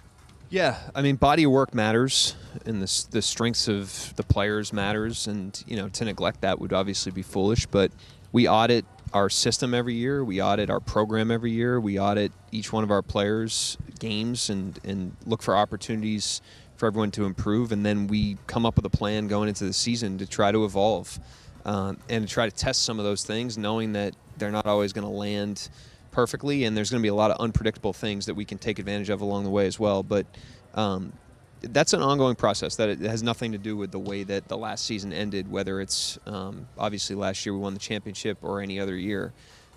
We go through the same off-season process. We go through the same training camp process. The content is different, but the approach is the same, and we get our feet on the ground and attack that.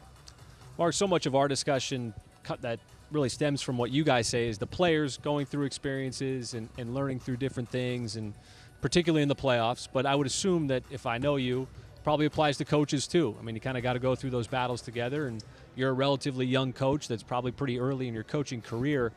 You had a comment that basically said, going up against Rick Carlisle is a humbling experience in the finals. How would you say that going through those playoff battles helped you grow as a coach and you can take forward with you going into next year?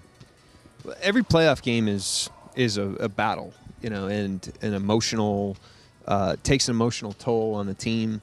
And we played 23 of them, which is not an insignificant number. That's a quarter of a season of high level games, and with that, that's rich with experiences for everybody, for me, for our coaching staff, for everybody in their roles in the organization, certainly for our team. And so we just try to learn through all those things and grow through all those things, and I'm no different. You know, the NBA, I mentioned that with Coach Carlisle, but that's true of every team. That's true of every challenge. It's a humbling league. It's incredibly challenging, and it forces you to try to reach back and access your best. And there's times where that works out, and you got to learn from those times. There's times where there's adversity, and you got to learn from those, and you just got to grow through everything. And that's something that it's a muscle we've tried to build with the team, over a period of time. I know you've stricken expectation from your vocabulary. The players on this team are in that same boat for certain. You have two rookies that will be components in how the season unfolds, and Brooks Barnheiser on a two-way out of Northwestern, and also Nikola Topic off of his redshirt season. Can you offer any insight as to what you've seen in the pre-training camp process they're going through right now? Yeah, I mean, a lot of it, for us with guys that are that early in their career is assessment. You just kind of see how they pace, with summer league, training camp, and on through the system. And they've been encouraging so far with a very limited body of work. We'll learn a lot more as time goes on, but Brooks obviously has a high baseline of physicality and competitiveness, and has good instincts out on the court that I think can help the team. And Nikola is someone who has displayed an unbelievable amount of maturity, in his approach since he's been here. Despite being a young person, he's incredibly mature and has great awareness, great awareness of himself, awareness of team. And so, like every year, we've had a lot of rookie players. You bring them in, you focus on the team identity, you focus on the fundamentals, you focus on taking the camp and the season a step at a time, and a player's capabilities and roles emerge from that, and it'll be no different this year with those guys and everybody else. Speaking of no different, I want to make sure we get our 0-0 mentality and 48-minute game in here before preseason, right? Yeah, I mean, it's you need to take a 0-0 mentality to every single game, and I didn't know if you guys knew, but there's 4 quarters. They're 12 minutes each quarter, and if you do the math, it's a 48-minute game, Chris. I want to hear that every day. You Every will. single day. You will. Fantastic. No matter what you ask, Chris. It's always going to go back to the same you continue to offer place. it with such conviction. It's just really impressive. Both things, Matt, I don't know if you knew this, are true. So it's very easy to be convicted in things that are rooted in truth. You know what's funny? I did a college football game this year. The coach was like, I'm tired of having to tell these players the same thing so often. And I'm like, no. You got to keep telling them. I promise you it works. Just keep telling them day after day after day, press conference after press conference. It'll pay off I do for it because I'm assuming they're not listening. So you just have to keep hammering away and hope that it sticks one time. Mark, thanks for dropping in. Yeah, thank you. Again, Good to see you guys. congratulations. Yep, Have we'll a great see you training guys. camp. We'll see you. See you guys soon. All right. Yep. The 0-0 mindset. 0-0 huh? mindset, in case you guys didn't know. Just can't say it enough. Well, it is true. Ooze, how you doing, man? It is true. So Good to see you, Ooze. Come on in. Usman Dieng, welcome back, my man. Thank you. How has it been for you? How was the offseason? Another season for Thunder basketball for you, which has been seemingly growth every single year, every single offseason. We've seen it. And what's in store for you this year? Yeah, it's been great. Just kept working on my body. Went home a little bit, and yeah, it was good. It was great. Obviously being defending NBA champion is pretty cool. The experience that you went through, the playoff games, the 68 wins, how did that prepare you for right now getting ready for training camp tomorrow with that whole process last season? Yeah, I think it was good for us seeing the playoffs, seeing the finals. We saw that like every play counts, every play is important. But yeah, like you said, right now we focus on the major day tomorrow. It's a 0-0 mentality right now, and yeah, we're ready to go. Well, you've had a lot of success in the last couple of years. NBA champion this year, G League champion the year before, G League MVP finals. Yeah. Correct me if I'm wrong. This has been quite a run for you here. Yeah, it's been great. Hope it keeps going like that. But yeah. I'm focused on the season, on training camp, and I'm ready to go. Good deal. Ooze, I wanted to ask you, in your young career, you're still a very young player. You've kind of turned into a veteran because you got multiple seasons, still a very young player. You've had some really great moments in the NBA, some really good stretches of play that have unfortunately been set back by injuries at different times. How have those setbacks that adversity you faced, help strengthen you as a player as you come into this season? Yeah, I think it helped me grow mentally Those injury was hard, obviously, but I think I always came back like stronger from that, and that's what I was trying to do. So yeah, I think it helped me grow. Given what you've learned, what's important for you to take the next step in your pro career this season with the Thunder? Yeah, I think staying healthy is the main thing, and then like I'm just ready whenever my name gets called to help the team. We have a really good team, stacked team. So yeah, I'm gonna just be ready to help the team win. All right. Us, I've got to just give you a lot of credit because there's been so many ups and downs over your career, and you've spent time down in the G League. How has this organization helped you stay positive through maybe going back and forth or some of the injuries that you've had to deal with? How has the organization supported you through all that? Yeah, the organization is amazing. There's like no difference between the Blue and the Thunder. We do the same thing. We were in the same place. So, no, it's been easy to do the back and forth. So it was great. Do you go back to France in the off season? Yeah, I went back home for like a month. But no time to rest, right? Not really. You got to come back? Yeah. Well, good luck. Good luck this year. We thank you, and it's been a pleasure watching you get better every single season, and we hope that continues here going into 2026. Appreciate you. Thank you. Have a good training camp. Yes, sir. See you. See you. Thanks. All righty, come on in. Nikola, thank you. Topic. Thank you. I got a question for you off the bat. Welcome back. Thank you. Appreciate you. This is your rookie season. Tell us about the experience of the Summer League. You finally got a chance to get out there, play, and be with some teammates. A.J. Mitchell, mainly. We talked to him about it as well. Talk about that experience a little bit in prepping you for tomorrow's training camp. I mean, it was great just to be able to play again, to play the game that I love. I mean, it was really weird. I started it. It's like, what do? Do I eat? Do I sleep? When do I take a nap? Do I don't? It was really weird, but later on it was better and better, and I think it'll be much better. I think we had a great team and great teammates. I mean, AJ was awesome, and it was really easy to play with him. You know, when I replay last season, the 68 wins, the 23 games in the playoff that led to an NBA championship, I always saw you out there on the floor with the guys. You were positive.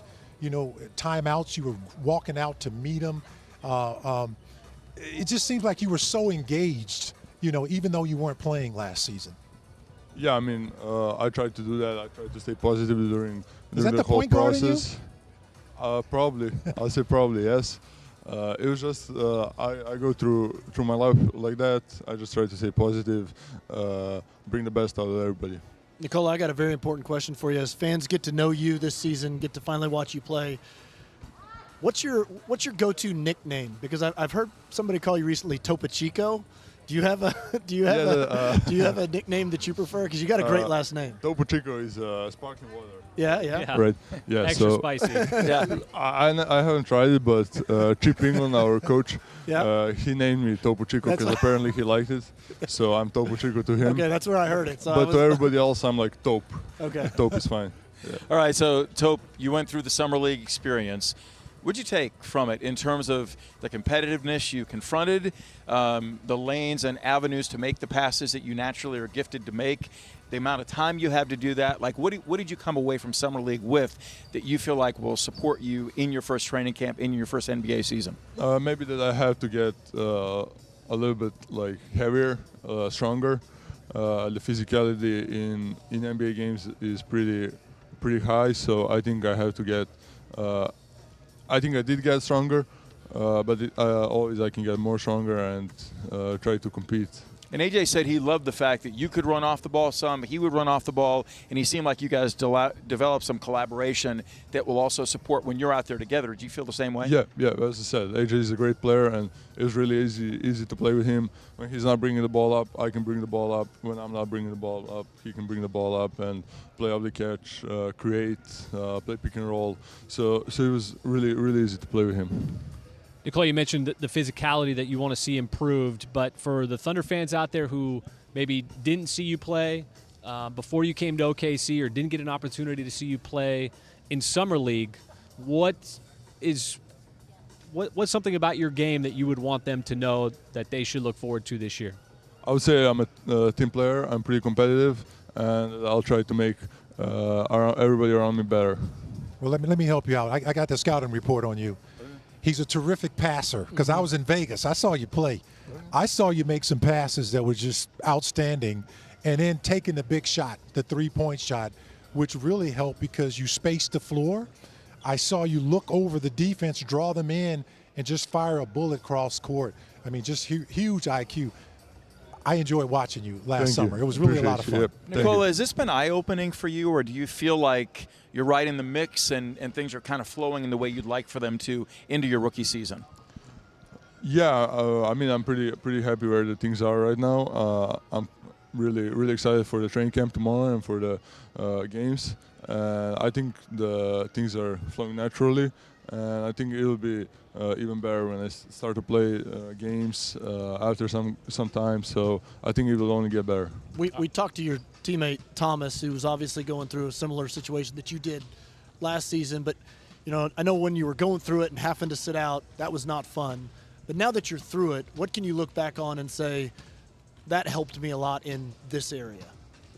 I mean, I would say like family and friends. They were always for me, and like to have somebody to talk to, that was pretty good. I told him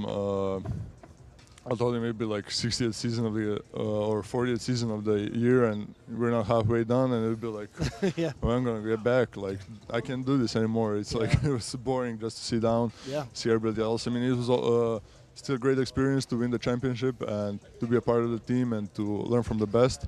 But it would be for sure even better if I got a chance to play. Well, Tope, have a great training camp. You said Tope, right? Yeah. Topo Chico.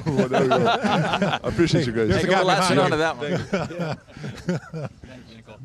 Looking forward to it, man. Thanks. Appreciate it. Well, come on in. J-Dub. J-Dub, here we go. Yes, sir. Y'all straight? Yep. See ya. Likewise. Quick little turnaround. Quick turnaround, short off season. Here we are, ready to go. You ready to go? I am. Always ready to go. Healthy? Yes, I am healthy. Yeah. 100%? Surgery went well. I'm all good. How long did that set you out for? 2 months.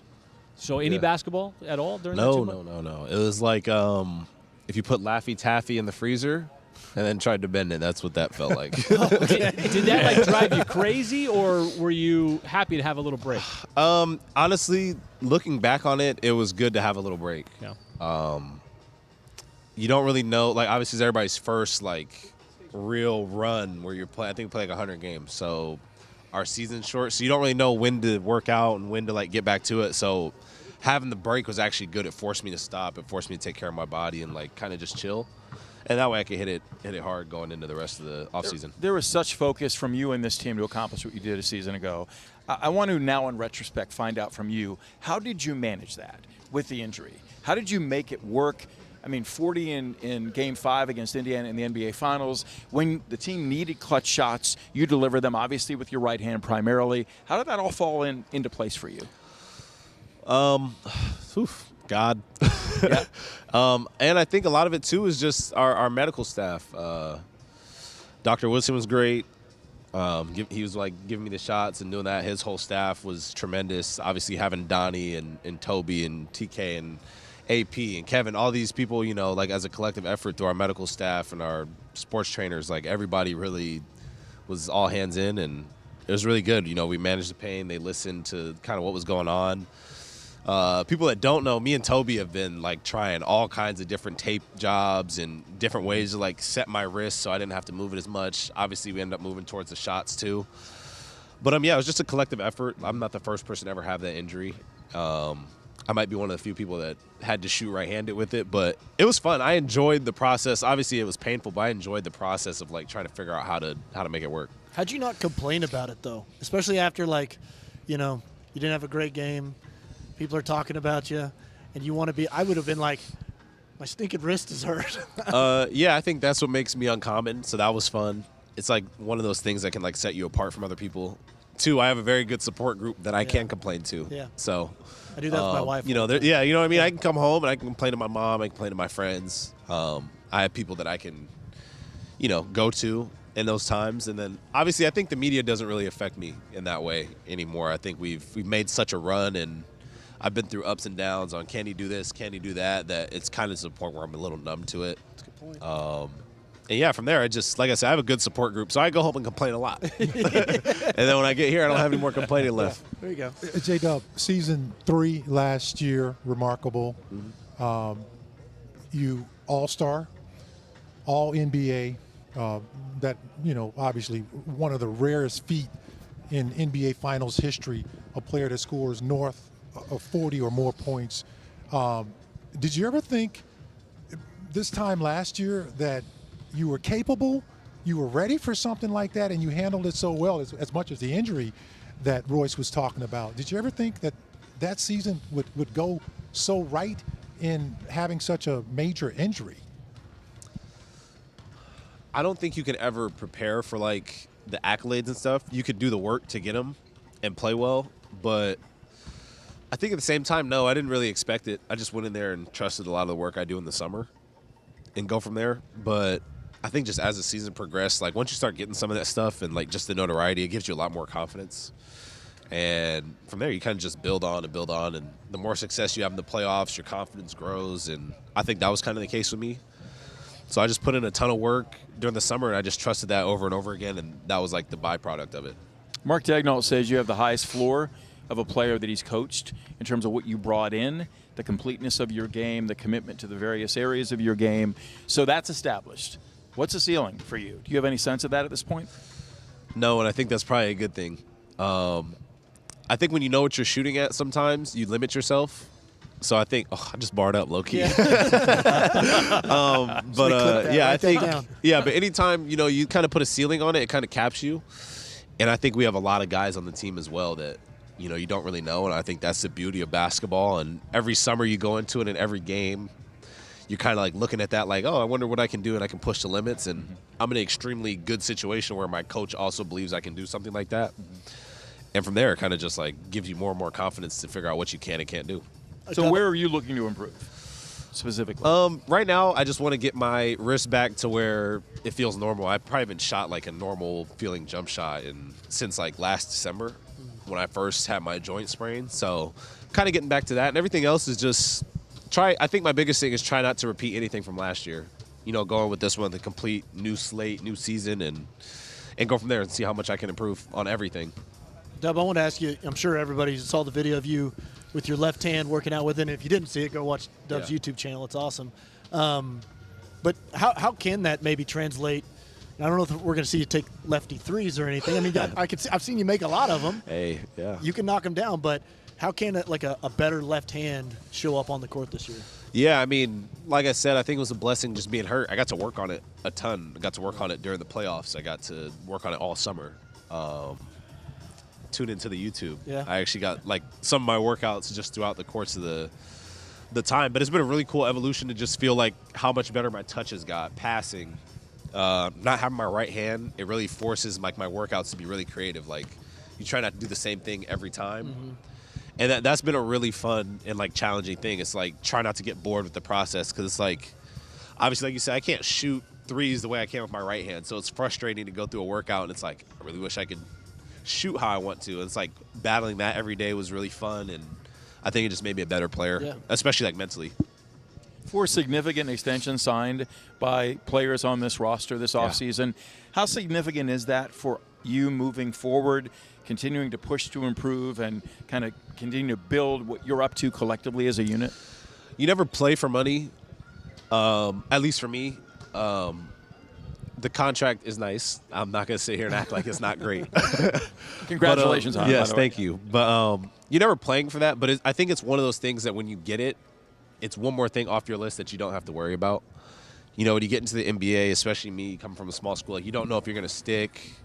You're playing like you don't stick. And I think that's something that I want to keep carrying over, like playing like I haven't gotten paid. I heard Stephen A. talking about Anthony Edwards, I think maybe a year ago. He was just talking about how hard he plays, and obviously a lot of it had to do with how he was scoring, but he was playing like he never got paid before. And I feel like that's kind of like the same mold that I want to fit. And I think that'll be a really cool opportunity. Obviously, you look at Shai. Shai's another great example, like, of not playing for the money, and that's something that I kind of want to carry over, and I think it'll be pretty easy. I think this summer really cemented my love for basketball, the way I was working out and trying to figure out different ways to do stuff with my left hand. It's interesting because Sam Presti mentioned, you don't want to get complacent, and it can be easy to get complacent going into a year where you're just coming off of a title, and so there's a certain mentality. How do you avoid that? Yeah, I think the first thing is like looking in the mirror and understanding the position I'm in. Yeah. If you look back 3 years ago, nobody thought we were winning a championship.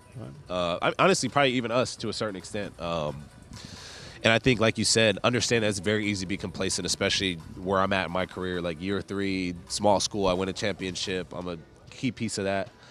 But it's also about how great do you want to be as a team? How great do I want to be as a player? And I think our team has that same shared mentality. Sam and Mark have been talking about that a little bit since we've been back, is just how good can we be? Do we want to be, good and say we won a championship and be done, or do you want to see how far we can take this? J-Dub, congratulations on so many fronts, man. Have a great training camp. Cool. Good to see you, and thanks for stopping by with us. Yeah, thank you guys. I'll see you guys for 82 plus. Yeah, we do. Yeah, we'll be right there with you. Thank you guys. See you, Dub. All-star last year. We'll see what's in store going into next year. We'll see what's in store for SGA. Shay. What's up, my man? How's it going? What's up, Shai? Good to see you, man. Congratulations on so many things. I mean, you got a plethora of things, but welcome back, and good to have you. How was your short summer, first of all?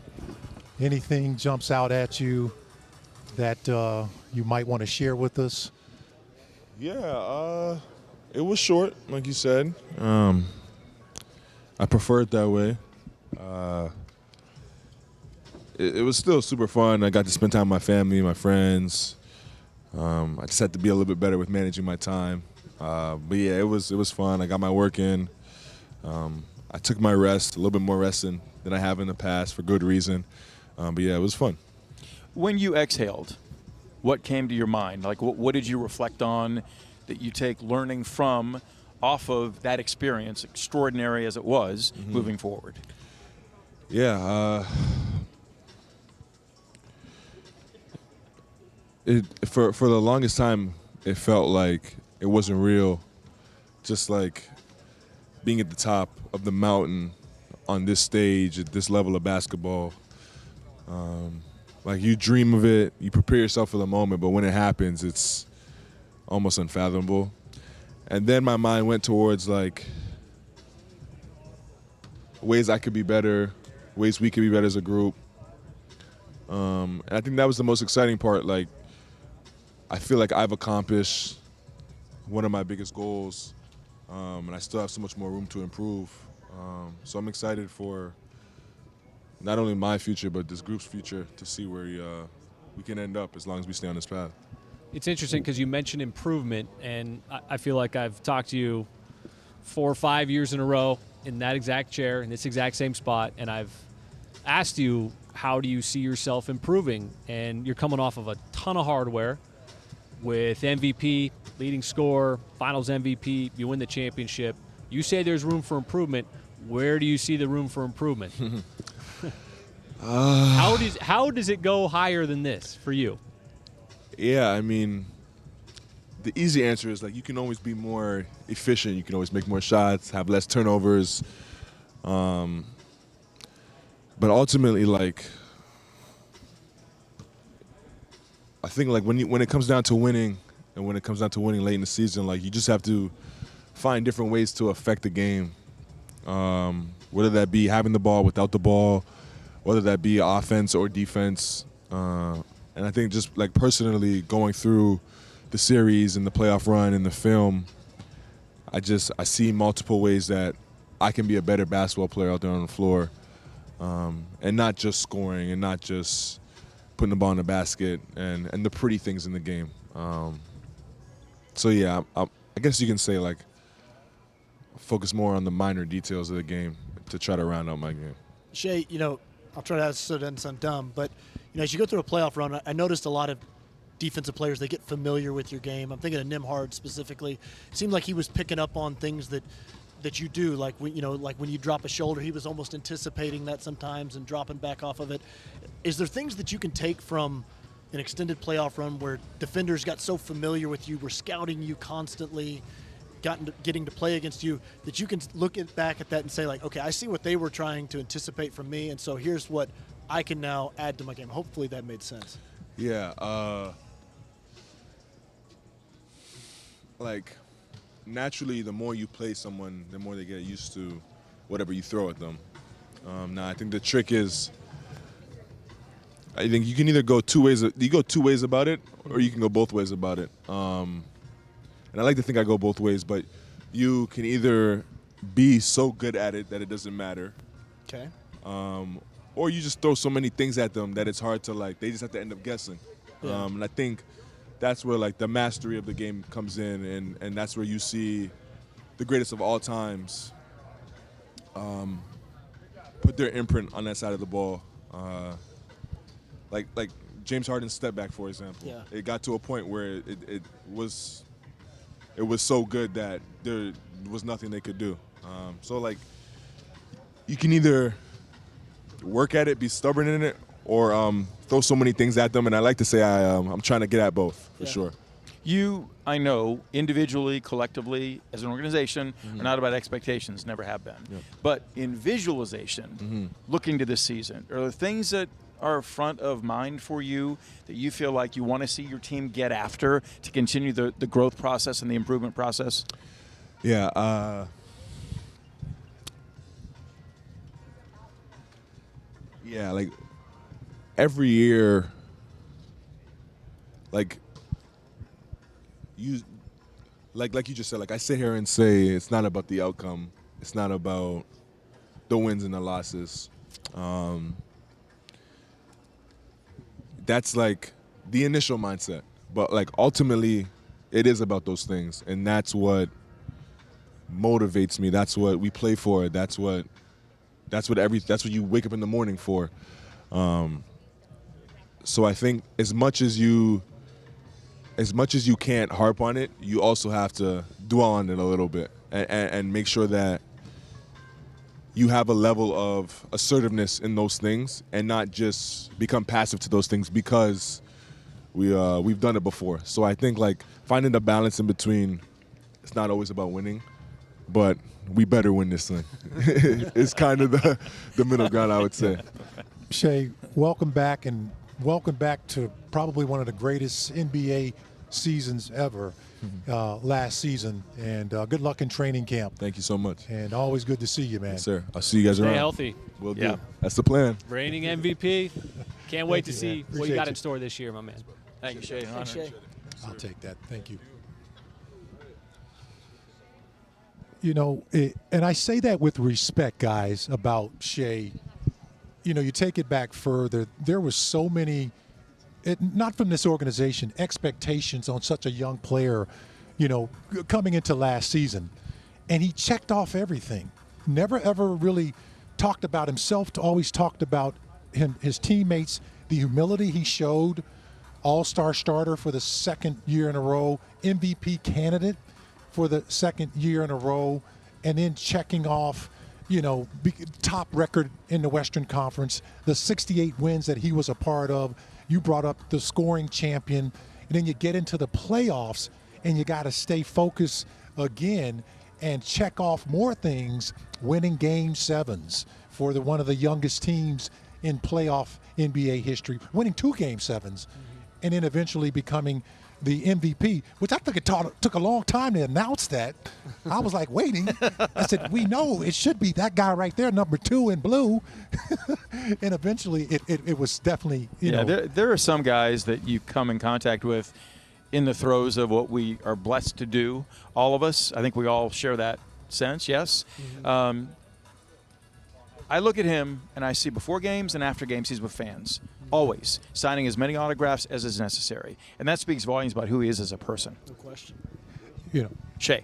Just really impressive. Really impressive. The tone that he has set, the environment that he has set, being the leader of this organization, everything that he's been able to do and operate with humility, even with all of the different accolades. It's been a tremendous pleasure. I couldn't imagine, partner, you know, the pressure that he could have put on him on a game-by-game situation where, we know he's the top scorer. The defense is keying in on him, and you got a young rookie player right here is saying, I got to guard this guy tomorrow. Yeah, in camp. True. Brooks Barnheiser, welcome, man. Saw you in the play. I saw you in not the playoffs, but the summer league in Las Vegas. We were just talking about Shai. What's your thoughts on that guy? You watched him in college, probably last year, and now he's a teammate of yours. Before we get started with you, yeah, I mean, there almost aren't really a lot of thoughts. The funniest thing was I was in Toronto for his mini camp, and it was just kind of cool to see how he approaches everything. And we played pickup like twice, and it was cool for me to kind of get up there because I'd been with the young guys in summer league, things like that. But to get up there with like the main guys, just kind of see how they operate and just see kind of how professional they are. But like it goes beyond the court, and I feel like there's no coincidence why they're so successful. A lot of those guys at the top. So yeah, my thoughts are just kind of like in awe, but it's kind of cool for me to just be like, all right, how do I make those guys' jobs easier in any way possible, whether it be on the court or not? So that's kind of my first glance, and I'm just excited to be here and get started. Brooks, you brought a cerebral nature to what you developed at Northwestern, had a tremendous high school career in Alabama.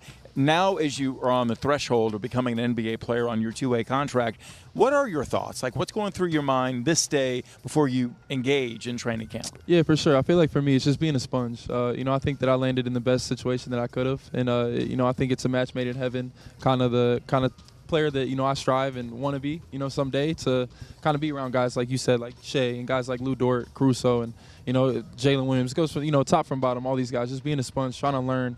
But then again, for me, kind of the role that I'm trying to take on it is, everybody on this team is an NBA champion, and the only two that aren't are me and Thomas Sorber, the only rookie. So we have to bring something to kind of, bring an edge, just bring, an attitude to training camp, and even beyond that, of just trying to, excite these guys, just be somebody these guys want to be around, but also just be somebody that is like a connector and a motivator. So that's really kind of how I'm trying to look at it, trying to learn as much as I can from everybody here and just apply it to my game. Is it intimidating at all? Just basically going off of the rundown that you just said, but you and one other guy are the only ones that haven't won an NBA championship. You get drafted by the team that just won the NBA championship, and here you are coming out of college, coming out of Northwestern. That can't be an easy mentality.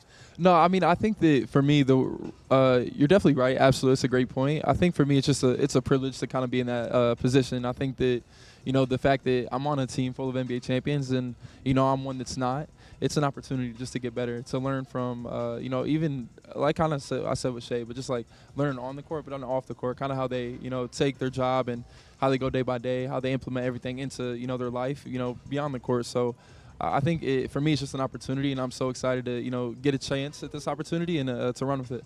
Brooks, I think people that watch you in Summer League got a pretty easy introduction to the type of player you are. Physicality, toughness, you play extremely hard, you make hustle plays, winning plays. Jay Will was sitting here, and he said something pretty interesting, I thought, that Coach Mark told him early in his career about a lot of players want to strengthen their weaknesses early on, but what he realized is that he needed to strengthen his strengths. Absolutely. And so how can you double down on some of those things for you while also improving as a player, but not trying to do too much when you get your opportunity? Yeah, absolutely. I think that for me, I think that's a great point. And I think that's the cool thing about kind of how our organization is ran with Coach Daigneault and everybody above him as well, is just they want you to be you and to know what your identity is. And that's, like why, honestly, the reason why you're here.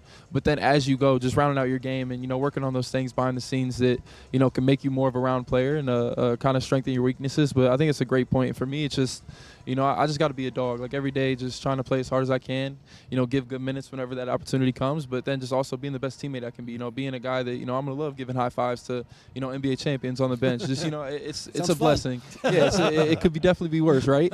So it's definitely a great opportunity, and I think that's a great point. So I have to do that, but also knowing that, where, kind of my weak spots are and just attacking those every day in practice. And, I'll have a lot of really good, opportunities to do that in training camp and then, on from there. Who were you influenced by as you watched the game as a youngster? And I kind of identified those are traits that I need to emulate, and they need to become part of my fabric. Any guys stand out? Yeah, I think for me, just like growing up, it was funny because I never honestly thought I would be in this position. I just love basketball, and I just love playing. So I just really wanted to play hard. My dad was a high school coach, so and he still is a high school coach. So I just kind of got the foundation from there. But then just kind of seeing the one kind of thing that he always kind of taught me, and especially with my college coach, Coach Collins, was there's roles in basketball, especially at this level. And I knew that, if I can just play, extremely hard and be somebody people want to be around and, try to do things that some people, aren't comfortable doing. And if I can get comfortable in doing those things, whether it be, losing teeth, playing on a broken foot or whatever it may be, like I'm going to do that, 82 out of 82 games or 365 days out of 365. It's just kind of how I'm wired. But there's definitely a bunch of guys in the league. Like you look at guys like Josh Hart, McConnell, Caruso, even Dort, like all these guys that just kind of made a living off that and made a career off that. It's just hopefully I can be cut from that cloth one day. Brooks, one more question for you before we let you go. Las Vegas Summer League, young player getting introduced to the NBA. How did that help you prepare? Did it answer a lot of questions? Did it make you feel at ease for what you're going to face this week? I think so. I think for me, the biggest thing was just kind of seeing that, okay, and I've had these conversations with Coach Daigneault. It's just like, I don't have to be intimidated by it. Like, I do belong. That's the one thing I feel like as a young player, like, especially kind of me with coming off an injury from college, I was like, man, I'm just going to, I'm going to give it my all, and I'm going to try my hardest at Summer League and kind of see what happens. And it was definitely a very positive kind of experience for me. Just I saw that, what my role could be one day. And, I can affect basketball games with the player that I am right now. Not like who I'm going to become. And, after I get better at, certain traits, I saw that I can affect the game, who I am right now today. And I think that was big for me because it gave me a really good baseline on where I need to build off of and kind of where I am right now. So it definitely gives me confidence going into training camp and just gives me, like a really excited outlook on the season. So I'm really, fortunate to be here and can't wait to get started. We can't wait to see you. Congratulations on being drafted by OKC, and good luck going into your first NBA training camp. Appreciate you guys. Starts Thank you so tomorrow. much. It's going to come fast. Yeah, absolutely. Thank you guys so much. Right. Appreciate Thank you, Brooks. Right, thank you so much. Nice meeting you, man. Thank you guys. Thanks. Appreciate you. All right. Great to meet you, Brooks. Yeah, thank you. I got a chance to see him play in the Summer League in Las Mike, Vegas. You got the scouting report on all the Summer League guys. We appreciate I thought this. your assessment of him was perfect. Tough, hard-nosed, physical, not afraid of the moment. He played with such confidence all, 4 games we saw him play out there. Just really, I think for a young guy coming in, I don't care how good you are or how you were drafted, if you don't play with a certain edge or confidence, it undoes your talent. And I thought he played with that edge and that confidence of, understanding how to play. It's a lot more physical, but he's also a very physical player, and he talked about that a little bit. So well, and Sam Presti the other day in his address before training camp starts talked about complementary equals for a team the ability to be complete. And I look at him and say, if I'm a Shai, a Dub, a guy that's established, I want that guy as my teammate. Yeah. Like I want him in the trenches with me every night because he brings not just the physical mentality and the competitive fire, but he also brings an understanding for I want to contribute. I want to be part of this. And whatever I can do, I'm honored to be part of it. And that really embodies the Oklahoma City Thunder. So you see why he was their second-round pick, right? I love his answer to you, Matt, about, like what players did you kind of, admire or look to? And, so many young players, rightfully so, would say Kobe Bryant or, LeBron James, whatever, SGA. And, he goes to Josh Hart, which, and not to compare the two, but you certainly got a taste of those types of winning plays. Josh Hart's a player that's always knows around the ball. How did he get that rebound? Where did he come from? And you got that sense of Brooks in Summer League that's the way that he's going to approach the game, is that he's that guy that's, going to pull in a loose ball late in the fourth quarter that you're wondering, where in the world did he come from? Because that's the style of play that he sees himself having an impact in the NBA game. He understands that it's maybe not his style, and he can strengthen his weaknesses, as he said, but he's probably not going to be a 30-point-a-night scorer in the NBA. But he can help his team in a myriad of different ways. It's like a hockey player mentality, Chris. If I lose teeth, taking a charge or gets an elbow, I'm good. I'm fine. It's a byproduct of playing hard, which is something that he mentioned multiple times in sort of his characteristics as a player. If you play hard, that goes it takes care of a lot of things. Ways, and I think that's sort of bred in everybody within this team, and there's a certain type of guy that they want on this roster, and he embodies it. And we will be able to see him potentially first preseason game coming up on October 5th. That'll be in Charleston, South Carolina. We're not going to be at the Spectrum Center in Charlotte, so kind of a different deal there. You'll be able to see that game streaming on the app. Matt Pinto will actually have the call.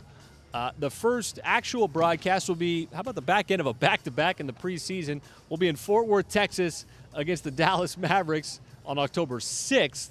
And then preseason will kind of be in full swing at that point. Another game against Charlotte at Paycom Center, October 9th. And then we'll go back on the road. Indiana, a little matchup between two teams in the NBA Finals on October 11th, October 14th in Milwaukee. And then the 6th and final preseason game will be against Denver here at Paycom Center. So you got the Thunder app game 1, and then you've got FanDuel Sports Network, and then also KSBI 52 CW19 for the game against Dallas and also against Charlotte. We can't forget those. And then at FanDuel Sports Network again for Indiana, Peacock for Milwaukee, and then FanDuel Sports Network, KSBI 52 CW19 for Denver. So those are the broadcasts coming up. We still have a couple of guys still that we're hoping to talk to, but training camp, they're going to get going this week. These are some of the most important practices of the year. You lay that foundation, you get going quick, and then all of a sudden you're playing on October 5th. Yeah, I mean, the first preseason game is next Sunday, so that really puts it into context. So a week run here for the guys to get reconnected, to show off what it is they've done work-wise, Michael, to have the stamina to deal with what will be an arduous physical challenge for them laid out by the coaching staff so that they're in physical conditioning when it begins. And I know that for you, as a guy that was in the league for a long period of time, take us through some of what you went through before training camp started so that they have a sense of that. Well, I think it's the quietest time of the season because it's where coaches want to test different lineups in the preseason games, but they're tinkering with it tomorrow. And for a team like the Thunder, who's got, 14 returning guys, makes it really easy. Because, man, and those guys, like we saw, just like Brooks, Barnheiser, that guy, A.J. Mitchell, he was there last year. So you don't have a whole lot of, okay, we got to go over this again. Everybody kind of knows it, so you can move a little bit faster. I think, for me personally, training camp was the only time we really had time to spend with each other. When that season you just saw starts, that's basically starting everything. Maybe with that gap between the 19th and the start of the season, 21st, I believe, or 17th 21st, and the 21st. Yeah. Not a whole lot of time. So really, this is really, like you mentioned, Chris, the most important time of the season right now for the coach to kind of get a look at everybody, try different lineups, and maybe tinker or tweak something that he was very successful at last season. Well, the tinkering and the tweaking will go on all season for this head coach, this staff, and this group of guys. And they love that. I mean, it's what prepared them for what we saw them accomplish a season ago, Royce. There's a lot of outside noise about you have to, at a certain point, really hone in on the 7 or 8 guys you're going to play in postseason.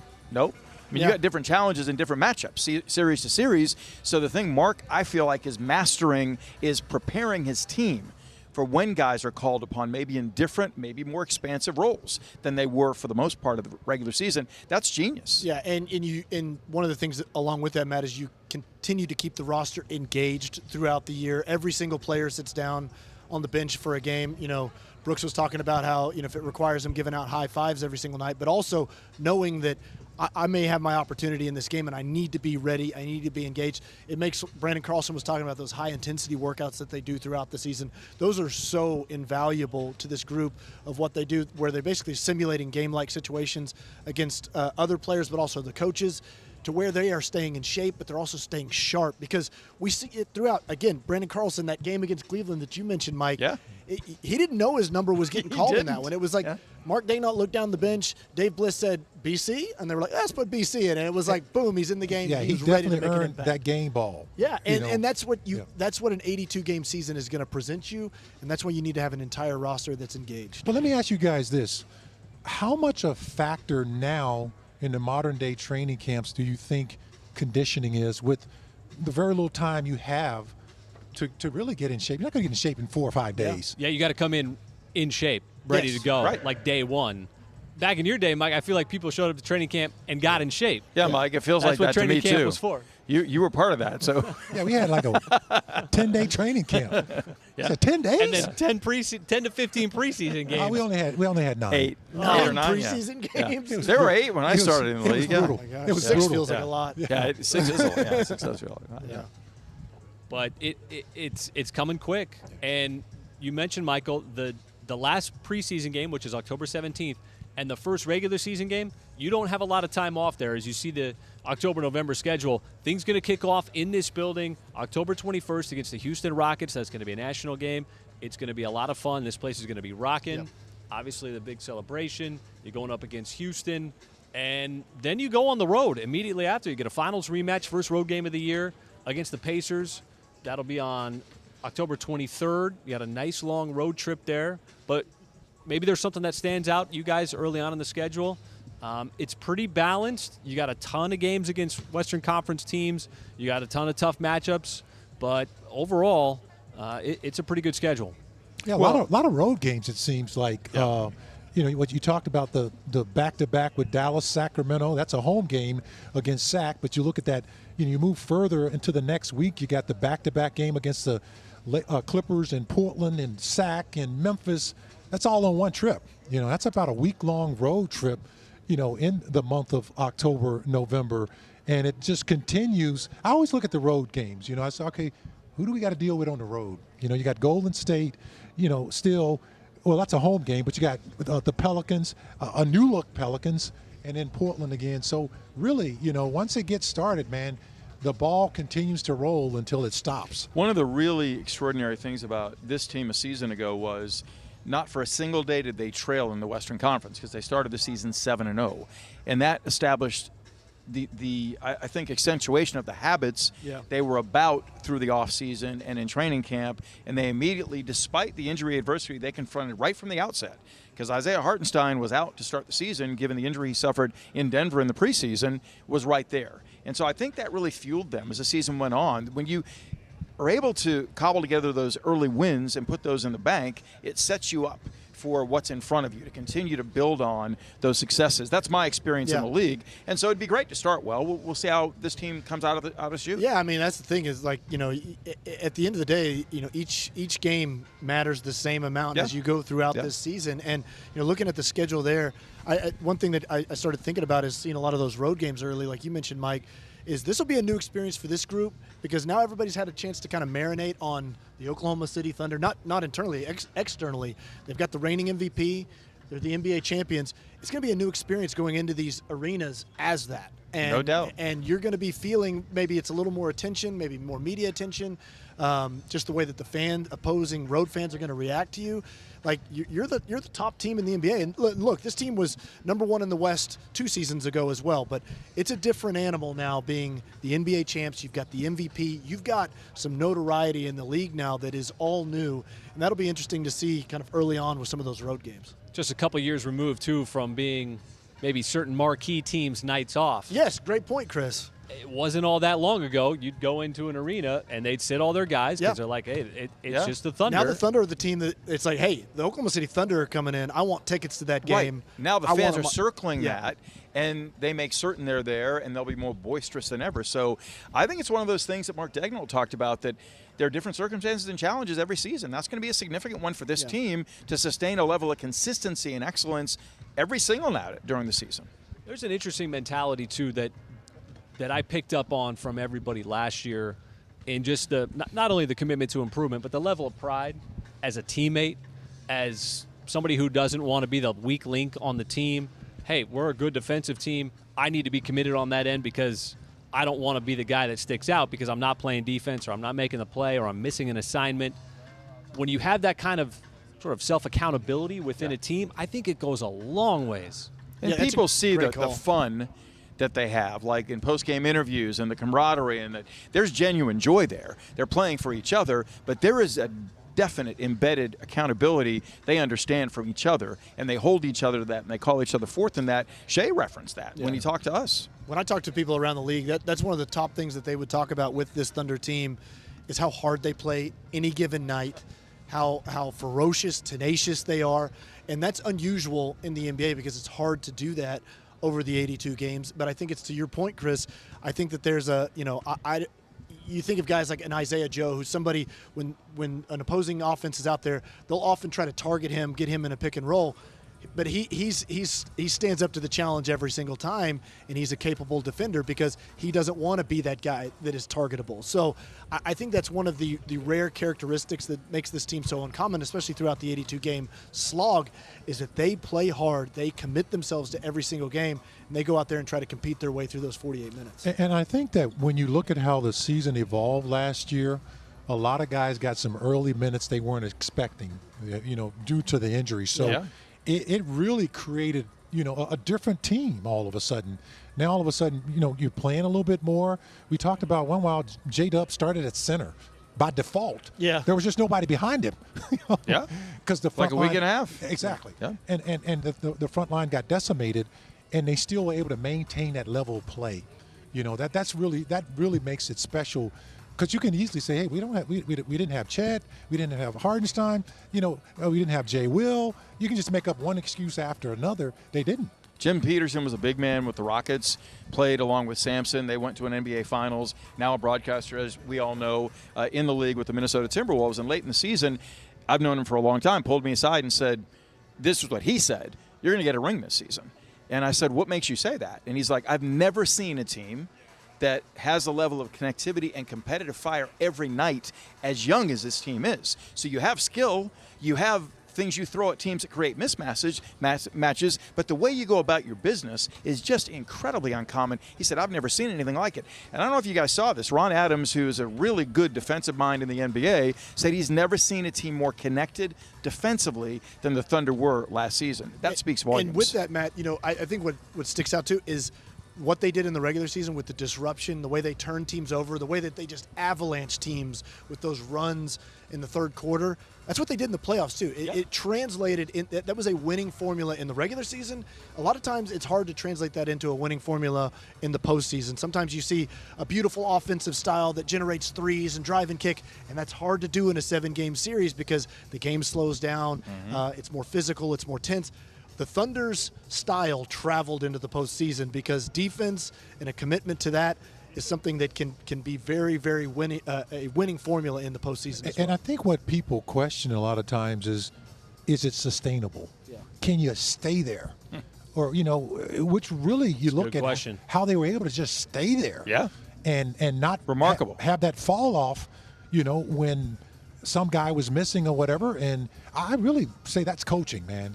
Having a system in place where many times you can plug and play guys and, hey, you know what? They understood that being as young as they were, youngest team in the league, youngest team in one of the youngest teams in NBA history to go as far as they did and win the title. But when you peel back the layers, man, you got to look at these moments that we're talking about. It just didn't happen by accident. Right. That's an interesting question because when you go into training camp and you're coming off of a great defensive year, one of the best defensive years of all time, your net rating was incredible. When you go into training camp, you start at the bottom again? Yeah. Start right at the bottom and build that back up? Guess what the record is? 0-0. And 0. Does any of that carry over? 48 minutes every game. But does any of that carry over into the next season? I think the trust does. I think the chemistry does. I think the recognition of where guys will be when you're out there with them does. I think you know their strengths. They know your strengths. That's why continuity is so significant to success in the NBA, the modern game, I think. And I think that camaraderie with players, I think of we didn't see a lot throughout the regular season of Alex Caruso, Cason Wallace, and Lu Dort on the court together. I mean, that's a nightmare defensive trio for other teams. We saw that more and more in the postseason, and I think that there's that connectivity between those three. Right. They're experienced, smart defensive players, and they understand here.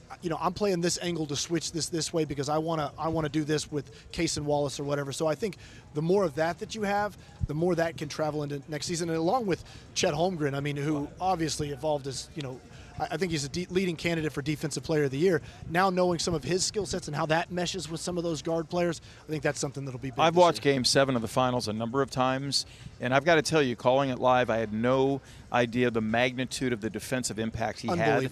It was extraordinary. Yeah. He eliminated a full side of the floor from the Indiana Pacers where they were in the half court. Not just his 5 blocks, which is the Game 7 NBA Finals record, but the way he was able to switch out on guards, recover inside, and just negated what they attempted to get done. I am so excited about what he brings into his third NBA season, and you just pray that he stays healthy and is able to be in it for the majority of the time, because he brings an element and a depth to the defensive tenacity this team brings that I think is historic. And I like how Mark, the usage of players too. Correct me if I'm wrong. There wasn't a lot of heavy minutes on the team last year. I thought he despite, we had a really an incomplete roster for a long time. So I thought Mark did a good job of just keeping everybody fresh. I think Ihart talked about, hey, we played more games in the playoffs together than we did in the regular season.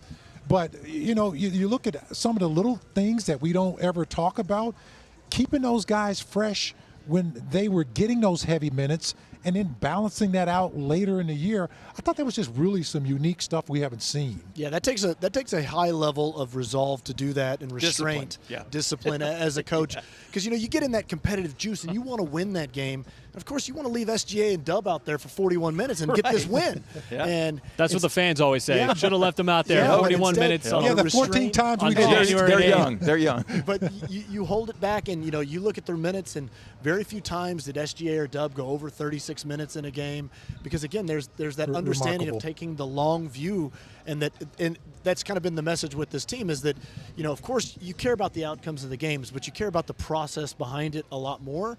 And it's hard to argue with the validation of what last season did, because that process was very fruitful, and so they're going to try to apply that same thing. It's belief in your roster too. Yeah. Like Mark, but you've got to have a level of trust and faith and belief in the guys you're calling on to play more expansive roles certain nights in recognition of the big picture, or your objectives in the big picture, like we're talking about. And he does. I mean, he's proven that time after time after time. I'm trying to think I'm blanking. There's so many games last year, but one of those, I think it was against Portland, when everybody sat. Is that the right game? And J. Will had one of his triple doubles. Yeah, J. Will triple double. Aaron Wiggins, and to me, it reminds me of the San Antonio Spurs were that way in the mid 2000s, of where it's like Duncan and Ginobili and Parker would sit, but it's like they've got a systematic approach. Everybody knows the roles. And like other teams might say, like, SGA and Dub are out tonight. Well, guess what? Those guys, Cason Wallace, Aaron Wiggins, those guys can expand their games and be just as effective. We mentioned this quite a bit, too, during the course of these broadcasts, Michael, with so many different guys going in. It's not easy to do. No. It's not easy to do if you're a young player. It's not easy to do if you're Brandon Carlson coming in against Cleveland on a Tuesday national game in January. That's really, really tough. There's nothing easy about it. These guys are trying to figure out what to do, carve out their careers. Where do I fit in with the team? Now I'm getting called on. I haven't played in a week. All these guys have done it. J. Will, Wiggins, Dort over the course of his career, Isaiah Joe. I cannot emphasize enough how hard it is to do that, and they all seem to be able to do it. Well, and they have the wiring that Sam looks for in players. So there's a level of confidence, but humility. So it's that combination, to me, that's a killer combination. And, Michael, all these guys have that. Every single one of them does, without exception. And when you peel back the layers even more, you got to talk about areas where, you look at guys who came in, and we traditionally, Matt, you've been around a long time, this league. Most teams run a 7 to 8 man roster traditionally. Yeah. Royce, Chris, that's just the modus operandi. That's what teams 7 to 8 is all we do. We don't have that many minutes. It's only 48 minutes in a game, 4 quarters. So I can only play 8 guys. We were playing 10. Yeah. To 12 sometimes. I think Mark played 10 in the first quarter of Game 1 of the NBA Finals. He did. He sure did. Yep. Blew that theory right out the water. Right. And I don't think teams knew how to defend that. Yeah. Hey, they're bringing in another guy. Yeah. This guy's fresh. But that's player development, Mike. I mean, that's how you do this. And I think everybody can talk about it all they want, but you gotta have a discipline to commit yourself to doing it. And using the 82 games is somewhat of an experimentation lab, to where you're exploring players' skill sets, you're developing their skill sets, and you can disconnect yourself a little bit from the outcome of the game. Fortunately for the Thunder, they didn't have to disconnect themselves from the outcome very much. They only lost 14 times in the regular season last year. But for a lot of teams, it's hard to stomach that loss, because you got great minutes for Cason Wallace in the third quarter to be on the ball. And maybe it resulted in a couple turnovers. and fans and media were grumbling about it a little bit. But, if you can have that discipline to continue to do that, you reap the benefit of it, which is what this team did last season. Those lessons are so valuable, and they viewed them in a positive light, not in a way that got them down and they were downtrodden as a result of it, recognizing the big picture. Right. All right, well, enough of us rambling on here. Hey, my man. Let's get How you doing, Chet, brother? Hey, Chet. one of our main guys here. Chet, what's up, my man? How you doing? I'm great. How are you? Looks like you had a good summer in L.A. Yeah. I saw you out there, huh? Yeah. We did indeed. Yes, sir.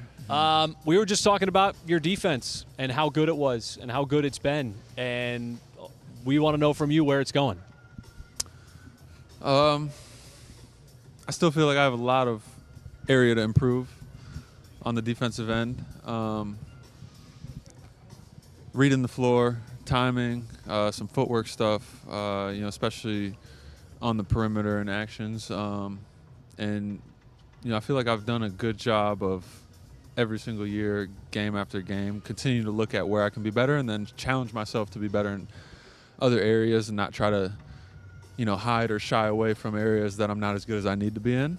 Instead of trying to avoid those situations, try to figure out how to be better in them and put myself in those situations to work on it. Chet, how much of I remarked with these guys a few minutes ago, I've watched Game 7 of the Finals multiple times. I didn't know, calling it on radio, how incredibly disruptive you were defensively. The 5 blocks speak for themselves, but you eliminated a side of the floor that the Pacers were trying to go to and exploit when they had the ball in the half court.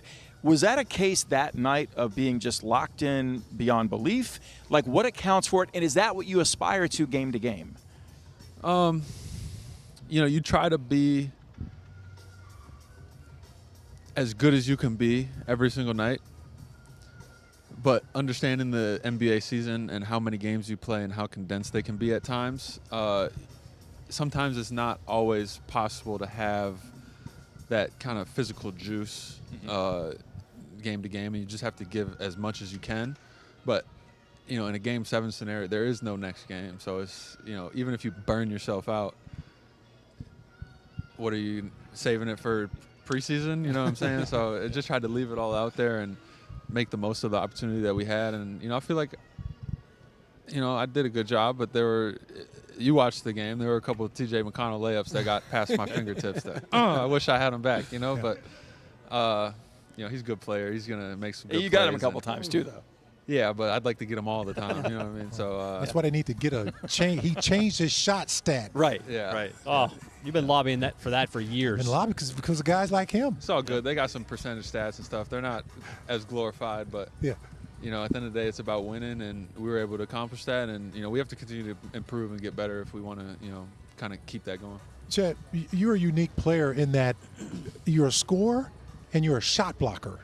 We don't really see that in a modern-day NBA. Is that something that's always been a part of your game? Because, you got ball handling skills, you got passing skills, you shoot the three, you can drive, you can bring the ball coast to coast, but you're also a shot blocker. Yeah. Just to throw in and really mess with the team. Has that always been a part? Definitely not. When I started playing basketball, I didn't have either. I wasn't very good. I also, when I started playing, I jumped straight away into serious AAU basketball. So, I was playing up too. So, not only were the guys more skilled than me, but, I had no height advantage on these guys. And it really took me a few years. One, I had to hit a few more growth spurts. I had to, get used to my body a little bit and work on my skills. And over time, it started to come. When I watch basketball, just like anybody else, the scoring is the flashy stuff. It's the cool stuff. How different players score is impressive in its own each right. But I also understood there's so much more to basketball than just scoring. And the defensive end is half the basketball game, and you have to win that half of the basketball game to try and win the whole game. And my coaches growing up never cut me any slack. I was always a skinny white kid. Other teams are always going to go at you just because, it's profiling. You're a skinny white kid on the basketball court. They're going to go at you. So, and my coaches cut me no slack. If you're not holding your own, if you're not playing defense, you're going to come sit on the bench over here. So, I had to figure it out. I had to get better in that area. And, kind of over time, those two things started to evolve. I still have a long ways to go with both of those things. I got to keep getting better. But, I'm glad that you're recognizing those things. Well, here's the thing, though, is most of the time, most shot blockers get into foul trouble. You don't. You figure that out already being such a young player. Because just by nature, they're going to always penalize a shot blocker. Yeah, and I used to get in foul trouble too. As a kid, one thing I definitely picked up and learned is the goal isn't always to get a block shot on the stat sheet. The goal is to get the ball and go the other way. So one, if you block it out of bounds and it goes right back to the other team with enough shot clock to get a good shot, it's not that impactful. Sometimes it's better to make them have a soft miss where you can get a rebound and get out and run. And sometimes trying to overreach and get a block causes you to get that foul. So sometimes it's just about being solid and trusting that if you're solid, good positioning, make it a tough shot, they're going to miss enough of those for you to win the basketball game. So are we taping this? Because this is what young players need to hear. They need to hear. So it's not always about, getting the stat, getting the block. The cool, like I talk about, flashy players are the ones where somebody's trying to dunk the ball and you go up and you meet them above the rim. Those are the cool ones. But, I'll go 10 games without that happening sometimes. You know what I mean? So, it's about having the most possible impactful plays over the course of a game as possible. So, Chet, this offseason, you and iHeart found time to work together. You had very little of that in the regular season based on how it unfolded, much more of it in the playoffs. What have you learned about the game you bring that complements him and vice versa, and how will that translate this season, do you think? I feel like we learned a lot last year. And this summer, we did a lot of challenging each other, whether it was playing against each other or shooting drills against each other. We did a lot of challenging each other to be better. And then through the course of this season, we're going to have an attention to detail of figuring out where we can be more impactful together on both sides of the floor and kind of try to build more of that chemistry that naturally you just need time to build to kind of understand where we're going to be without having to say it, and how to look for each other without having to always have a verbal cue. You know what I mean? So it's going to take time. We're going to play through mistakes. We're going to continue to try to get better, but we both have the right mindset going into it. Chet, I want to ask you, with last season and how challenging it was for you personally, and I think back to those first 15 games that you got off to, and you were awesome in them. You could see the summer work that you put in, the ball handling, the passing, all those sorts of things. And then you obviously have the injury, and you have to try to kind of piece it back together and just find ways to make an impact. But as you kind of go into this season, what can you package from last season? Obviously, the adversity of it, made you a better player in some ways. But what can you package from the way you started last year that you can kind of apply forward to this year? I definitely say it gave me the confidence to believe in all the work that I'm doing. It can be disheartening when you're working super hard and not getting to see results. And even if that was the case, I would still continue to work hard and chase those results. But knowing that I was able to see improvement, it gave me so much more faith, and it also helped me continue to believe in the process of what I was doing and how I was going about things. Obviously, I feel like I've improved upon that even more this offseason, but it's exciting to see that I was able to improve over the course of an offseason. And this offseason was a bit shorter, but I feel like I worked even smarter. I always work hard, but I worked even smarter this offseason, and I'm happy to see where it takes me. Chet, thanks for being with us, and congratulations on the contract extension. Thank you very much. And NBA championship. Yes, sir. Have a good training camp. Yes, sir. All right, Chet. Good luck. Good luck in camp, my man. Appreciate you. Yes, sir. Appreciate Chet. Thanks so much, Chet. His offseason, he's talked about working more to refine his shot as one of the things he focused on. And I have the visual of, you remember the original Happy Gilmore movie? When all of a sudden he starts exactly, with good reason, by the way. All of a sudden he starts making putts, and he's like, uh-oh, Happy developed a short game. That's how I feel like if he starts consistently bringing shooting from the perimeter that is an elevation for this team. It will be an uh-oh for the rest of the league. And he's got that in him because you just heard him say, like, he's a tireless worker. Yeah. He's going to put in the time he needs to. Chet is a very, very capable shooter. Yeah. And I think one thing with people that they have to kind of understand with Chet is, and Chet would never say so much in the same way with Dub, Chet was banged up in the playoffs. Oh, yeah. He was battling through a lot of stuff. And I think people underestimate his toughness, both mentally and physically. Not just the hip stuff, but he had a lot of things that he was really working through, and he gutted out a lot of those games and obviously was very effective. But they affected things like his shooting, like the ability to get some elevation on his jumper, his explosiveness off the ball. I think that sort of stuff, people will grow to appreciate that a little more. All right, settle in here, Aaron. Come on. What's up, Wiggs?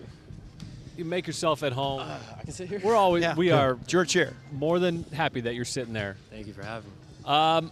Boy, it's been quite the run here for you with OKC, starting out as a two-way player, second-round draft pick, and here you are, NBA champion. What's the perspective for you going into another season?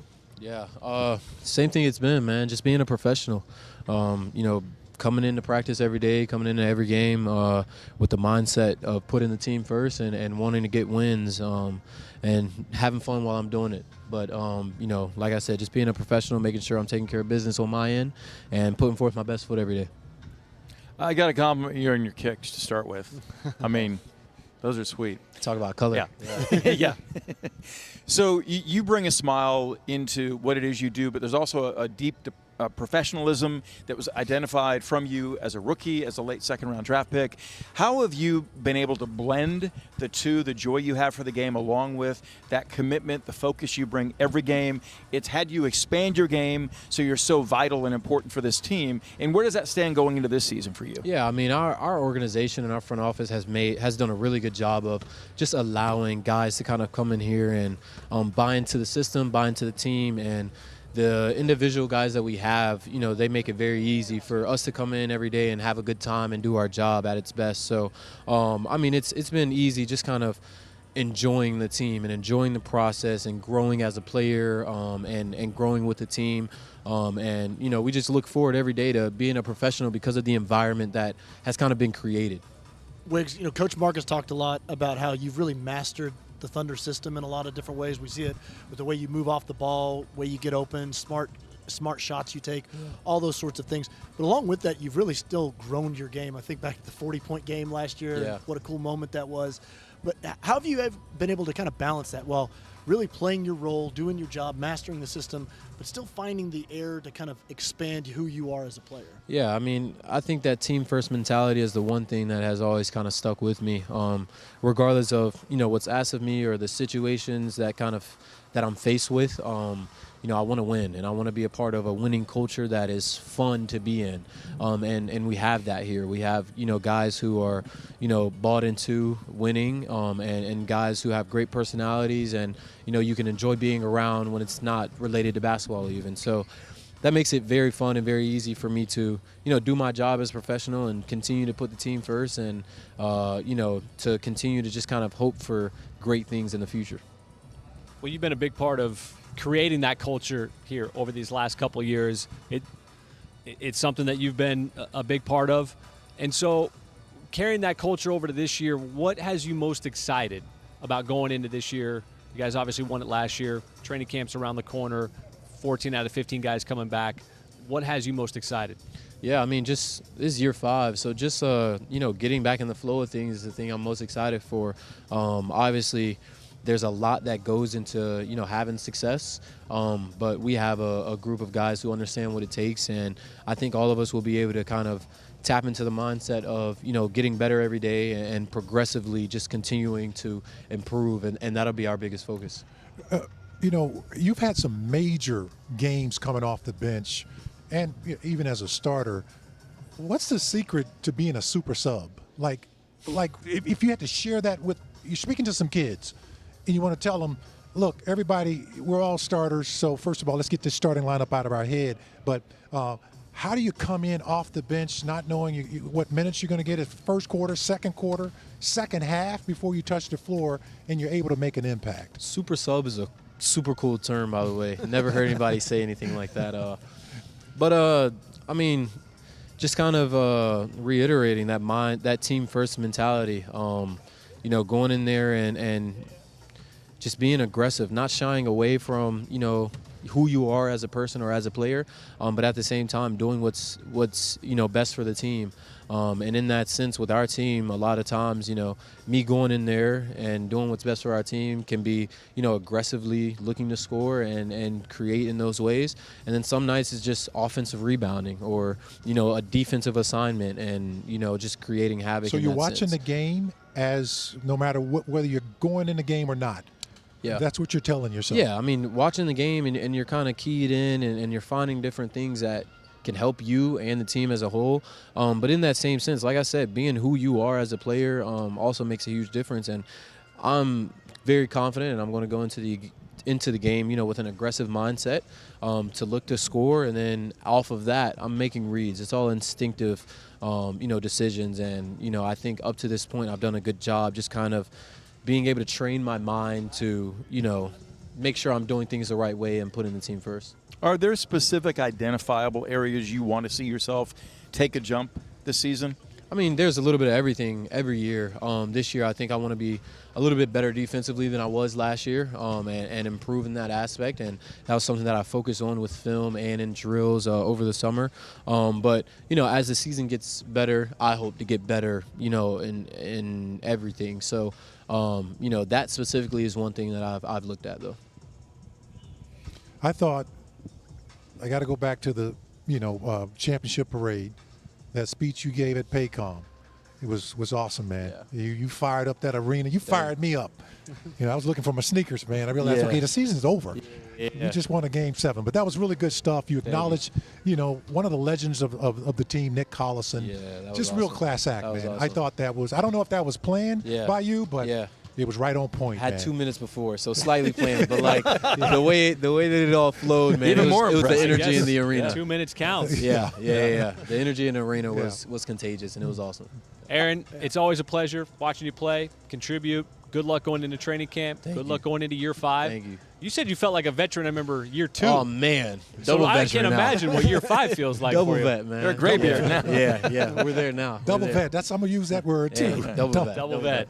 Thank you, guys, man. Right, I appreciate absolutely. it. Yes, sir. See you, All right, baby. Appreciate you, Wig. Have a good camp. Yes, sir. It's funny because yeah. when he was going into year 2, he's like, oh, I'm ready to go. I feel like a veteran now. Yeah. This is my second one. Nice. You know what's really unique about him? He's one of the few guys, that's a guy that's coming off the bench that drops a 40-piece. Yeah. You remember when he dropped that 40-piece? I couldn't believe how he was playing that night. Everything. Had the whole arena chanting Crowd his was name. so energized. His name. I mean, it How was could like you not, though? He's so easy to root for. he took over that night. Oh man. That's the same. I was thinking the same thing, Chris, in that night. That I love that the fans in this building recognize a player like Aaron Wiggins, and they were chanting his name well before. They sure were. He was near 40 in that game. It just, I think there's an appreciation for a player like him that is selfless, team-minded, wants to do his job, brings it every single night, plays the role that you're asking him to play. I think fans can really kind of relate to a guy like that and have a real appreciation for it. And then the fact that he paid that night off with the 40, he was gunning for it by the end of it. He was trying to get it, so were his teammates. But I mean, he had so many great moments. And I think about that New York Knicks game where he came in and had that flurry of threes. I think he had 4 threes in the fourth quarter. And the way that the team celebrated. That's the way he scores. That's the kind of guy you cannot take for granted because of those moments. And it's like he's a guy that I don't know how you feel in observing games unfold, but when he's ready to shoot, I'm booking it. Yeah. Like he's gotten to that point. Well, he's got good game awareness, and you heard him touch on it a little bit. He keeps up with what the team needs in a particular moment. Like you said, if they need a 3, I'll give him a 3. Yeah. If they need an offensive rebound, I'll give him an offensive rebound. He's had some big-time tip dunks on those offensive rebounds. He's had plays like that where he just comes in and it's like the perfect tonic for exactly what they need. Was it Game 4 in Denver, Chris? I think him and Cason Wallace. Came and knocked down those threes. Team couldn't hit a 3 to Huge save stretch. their life in that Might game. have saved the third season. quarter. And those two guys came in and had the confidence and the belief in themselves. I mean, think about that from a substitute perspective. You said super sub. I mean, you got the MVP of the league, you got J-Dub who's an all-star, you've got guys who have been there. You know, the guys that the ball just has gravity to go to their hands. It feels like it's just got to be in SGA's hands to save us here. But it's Cason Wallace and Aaron Wiggins that have the belief in themselves, but also their teammates believe in them to be like, let that fly. And those two guys knocking down those couple threes in the third and fourth quarter, 100% saved the season.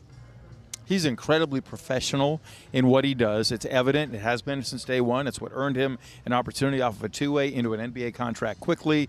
But I love the fact he identifies areas now going into season 5 he knows he wants to pick up and immediately identify the defense because it's that internal challenge and competition that goes on that you want to ratchet your game up when you're surrounded by multiple all-defensive players. Yeah, I know we're going out here, but he's one of the guys I'm looking forward to seeing next season, along with Topic, you know, Cason Wallace, a new and improved Cason Wallace, iHeart.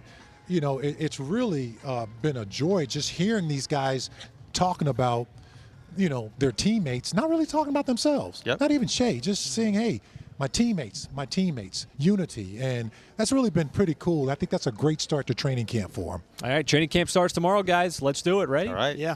Preseason, first game is on Sunday. October 5th. October 5th. We'll be in South Carolina.